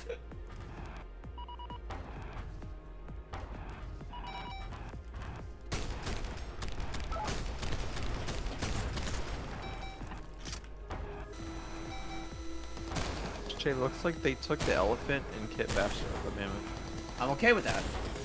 I'm okay with it too. I was just gonna get off, but I might as well just stick around to like you finish the mission. So.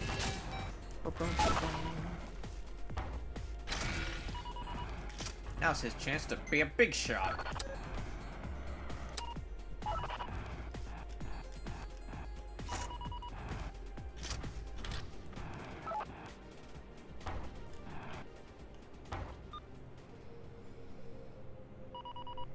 The ship is a real treasure trove. Most of the instruments seem to be intact.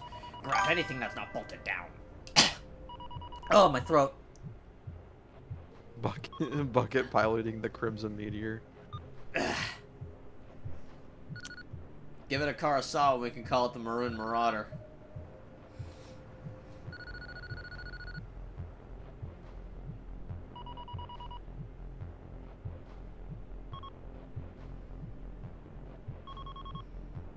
Picking up hostiles on radar.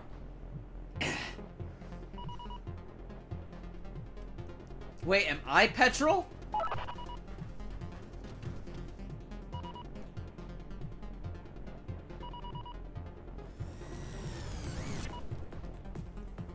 Oh, sweet Jesus, what the fuck?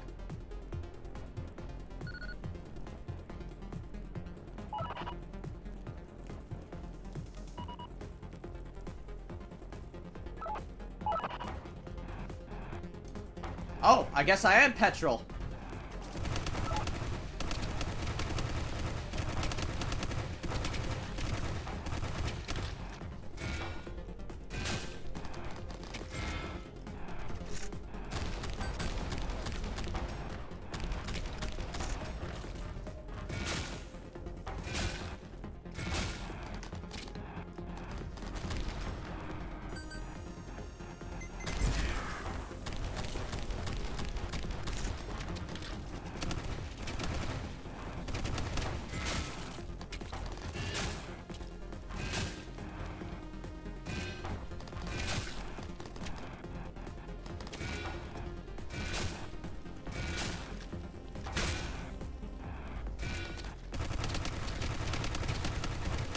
I like how the suit handles.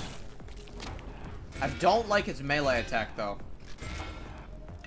Like, I might actually go back to the Lanius.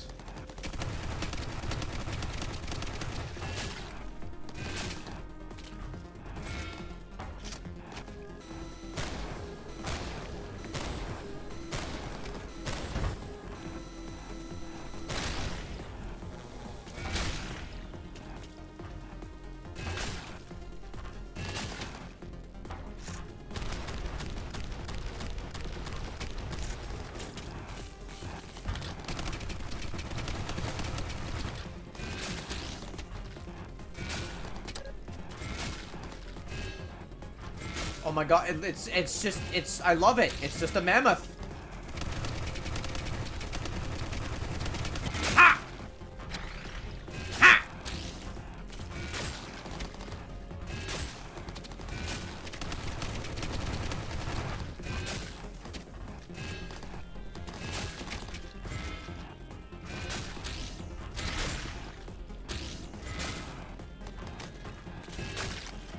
I'm not sure, but talking about mammoths, I don't remember if Rejected Shotgun made a map with the mammoth in it.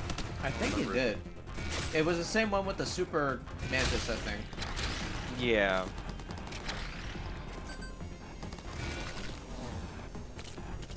I've yet to try that out, but that must be so hilarious. Like, it must be so much fun. Just getting a bunch of people in it, driving slowly toward like the enemy base or something. Just sucks that Halo never touched that again. Well, yeah, they never touched it in the games again, but it's definitely in other media. Well, yeah, it's in media, but like, I miss the actual, like, you know, games. It being in the game, yeah. Actually.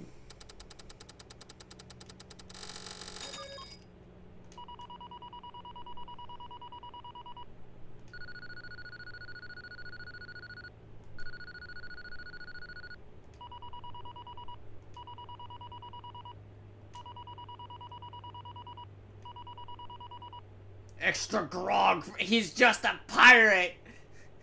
Grog.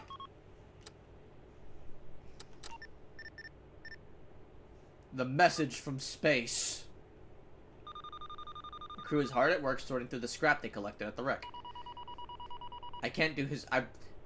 Janitor, would you like... No, I'm not gonna ask you to do a pirate voice. Nah, I don't know if I could even do one. How's it looking? I bet we're gonna be living large for... Nope, I can't do it. Large for a while with this haul. Honestly, I have no idea. You can't find anything else like this on Orin, that's for sure. I can't pinpoint the materials used for most of the stuff. It could be some entirely unknown metal or alloy. And the intake devices are even a bigger mystery.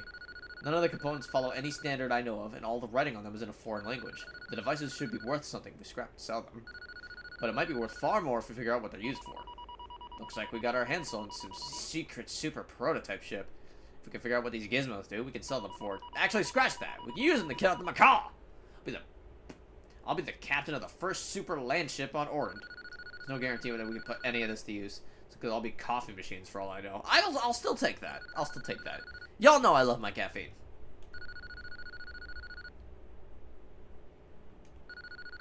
Should be easy enough to fabricate a custom plug and feed some power through it.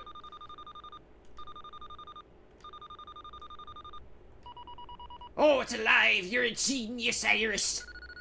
Not yet. The only light seems to be flickering randomly. Could just be...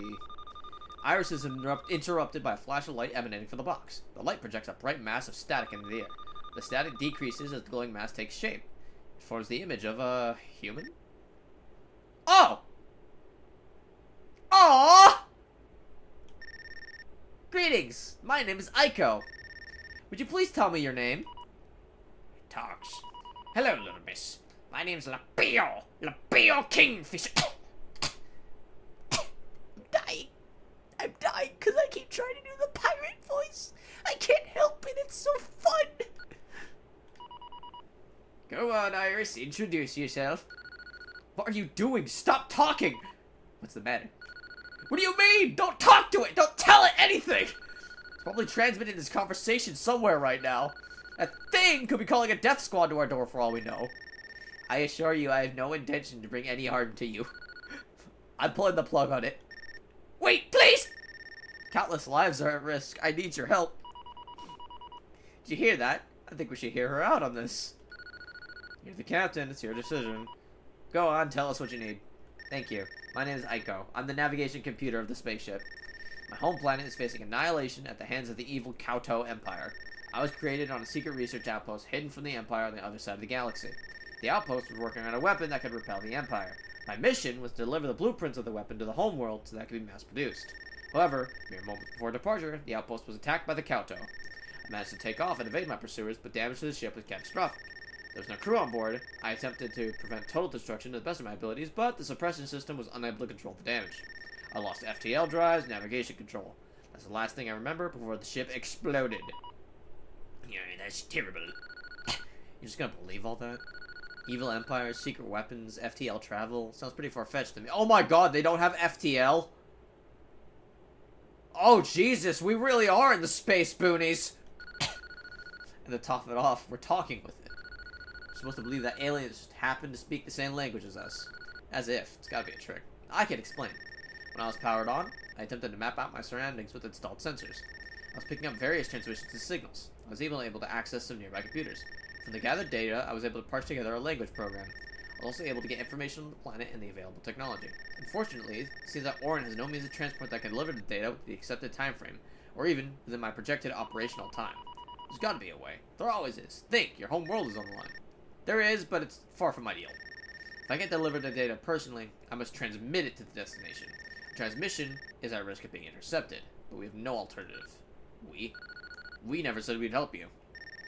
Of course, apologies. I was being presumptuous.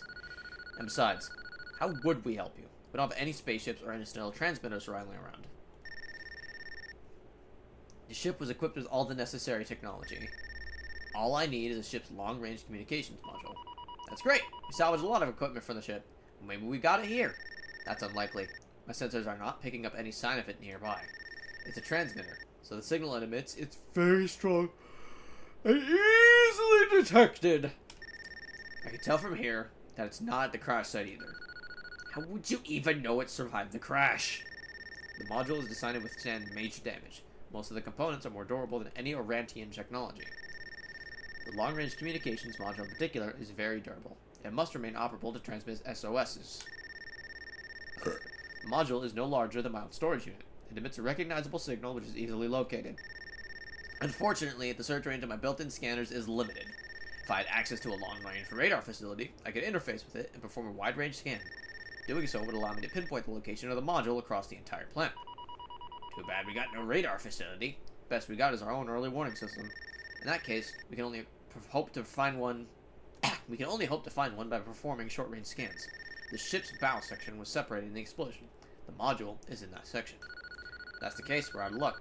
We only got a rough idea where the other half landed. By the time we get there, all the components will have been looted. We'll just have to hunt down the looters and steal them back. Or we can trade for them. Yes, that too. Well, let's settle them. We're off to find the module and save some aliens. Hold it. Aiko, what are we getting in return? Come on, Iris. Is money the only thing on your mind? Don't you feel the call to adventure? It's alright. I'll make sure they won't lose out on this deal. To start with, I can help you sort through the materials you scavenged today. I can teach you how the components function and point out which ones are the most valuable. Going forward, I can intercept enemy transitions and gather intelligence. I can locate enemies and reveal hidden supplies. That sounds like fine to me. What do you say, Iris? Well, Captain, despite us getting in trouble more times than I can count, you always get us home alive. Still, I want to point out, I think this is a bad idea. Even so, I'm willing to go along with this, as long as I get to see the ensuing train wreck and say I told you so afterwards. I'm fine with that. We got a deal. Thank you. Thank you so much. All hands on deck. We're setting off towards the second crash site. Aye, aye, Captain. Oh. What? That's just Beckett. Why is she Shar as Nabet?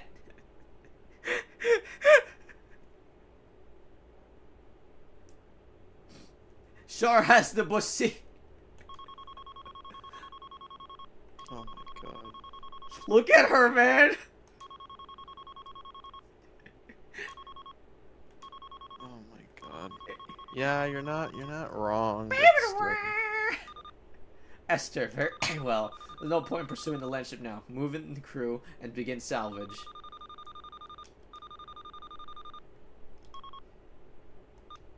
You know what? Shar is still hotter.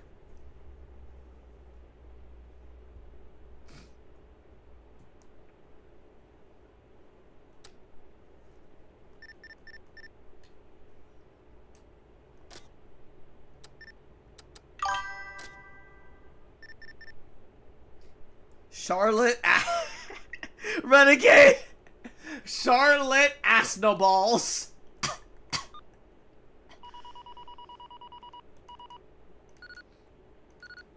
I think that's my time to start heading out. Yeah. Charlotte Asnoballs is good though. That's really good. Charlotte Asnoballs. Charlotte Asnoballs. Alright, I'll talk to you later, Bucket, and I'll see you next time, Chad, if you guys are... Hopefully next time will be the Elder Scrolls stream with Thomas, so we can, I think Runa won the vote, so you're gonna see a giant freakish cave woman that's built like a space marine running around punching bears. I mean, that's fine. It's either that or Shell, and I don't want to reinstall the jiggle physics, so please, Runa. Alright guys, vote for anything else as a meme. And we'll really have to decide what we're actually gonna do instead. Anyways, peace everyone. Stay safe out there, man. You too. Stay safe, chat. If you don't, I'll come find you. I'm kidding, no, I'm kidding. Dumb. Oh, that was great.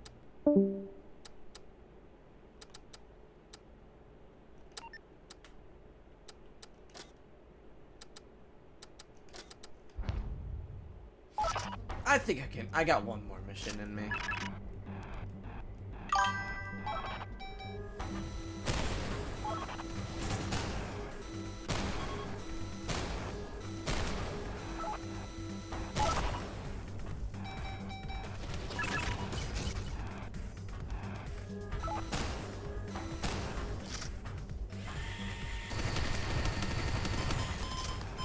Oh, fuck.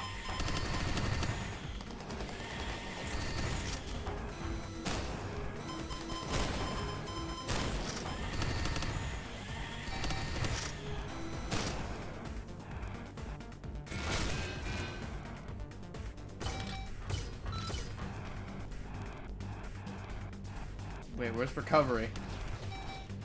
There it is.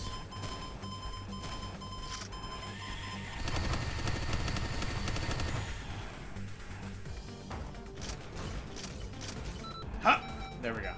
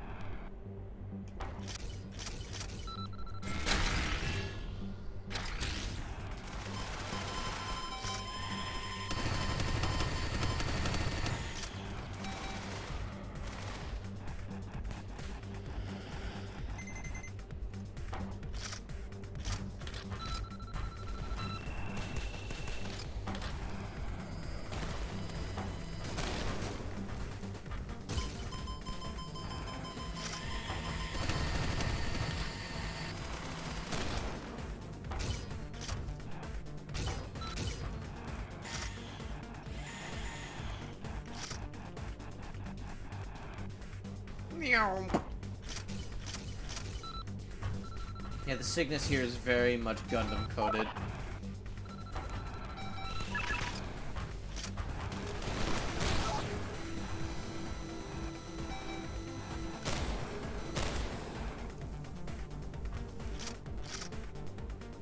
It's even got the Alex's wrist-mounted minigun right there. I fucking love it.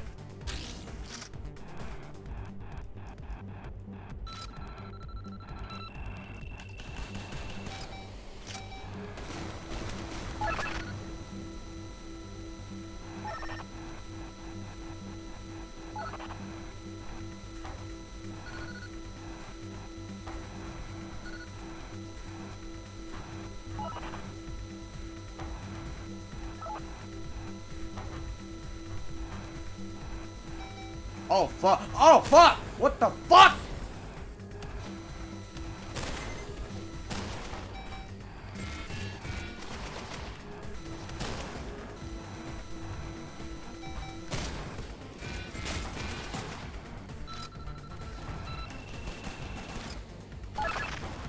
Okay, that wasn't that bad.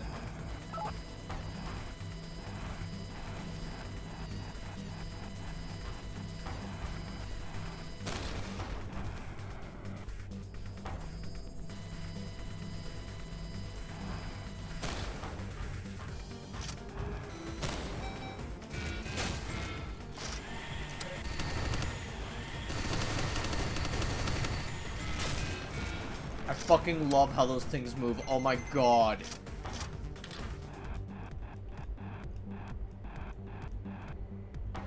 Anyone else?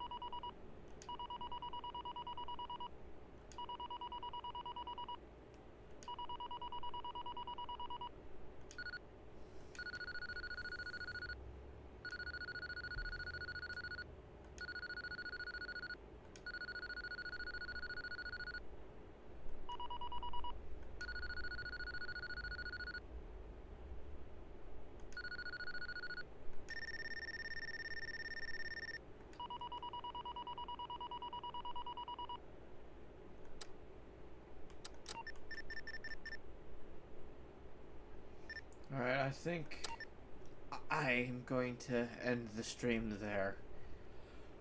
Holy fuck.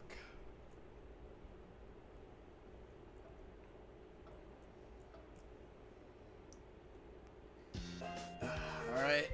As always, guys, it's always a pleasure getting to do these streams with you guys. Especially nowadays. With any luck, hopefully, the next few videos I put out will do well enough to where I can actually start making something off these. But in the meantime, I have commission info in the description below and whatnot in case you want to support the channel. Yes, it was a blast. Really happy you guys liked Gearbits as well. This did really well from what I can see based off of current viewers. And just, yeah. You guys do everything in your power to stay safe out there, guys. Have a good night.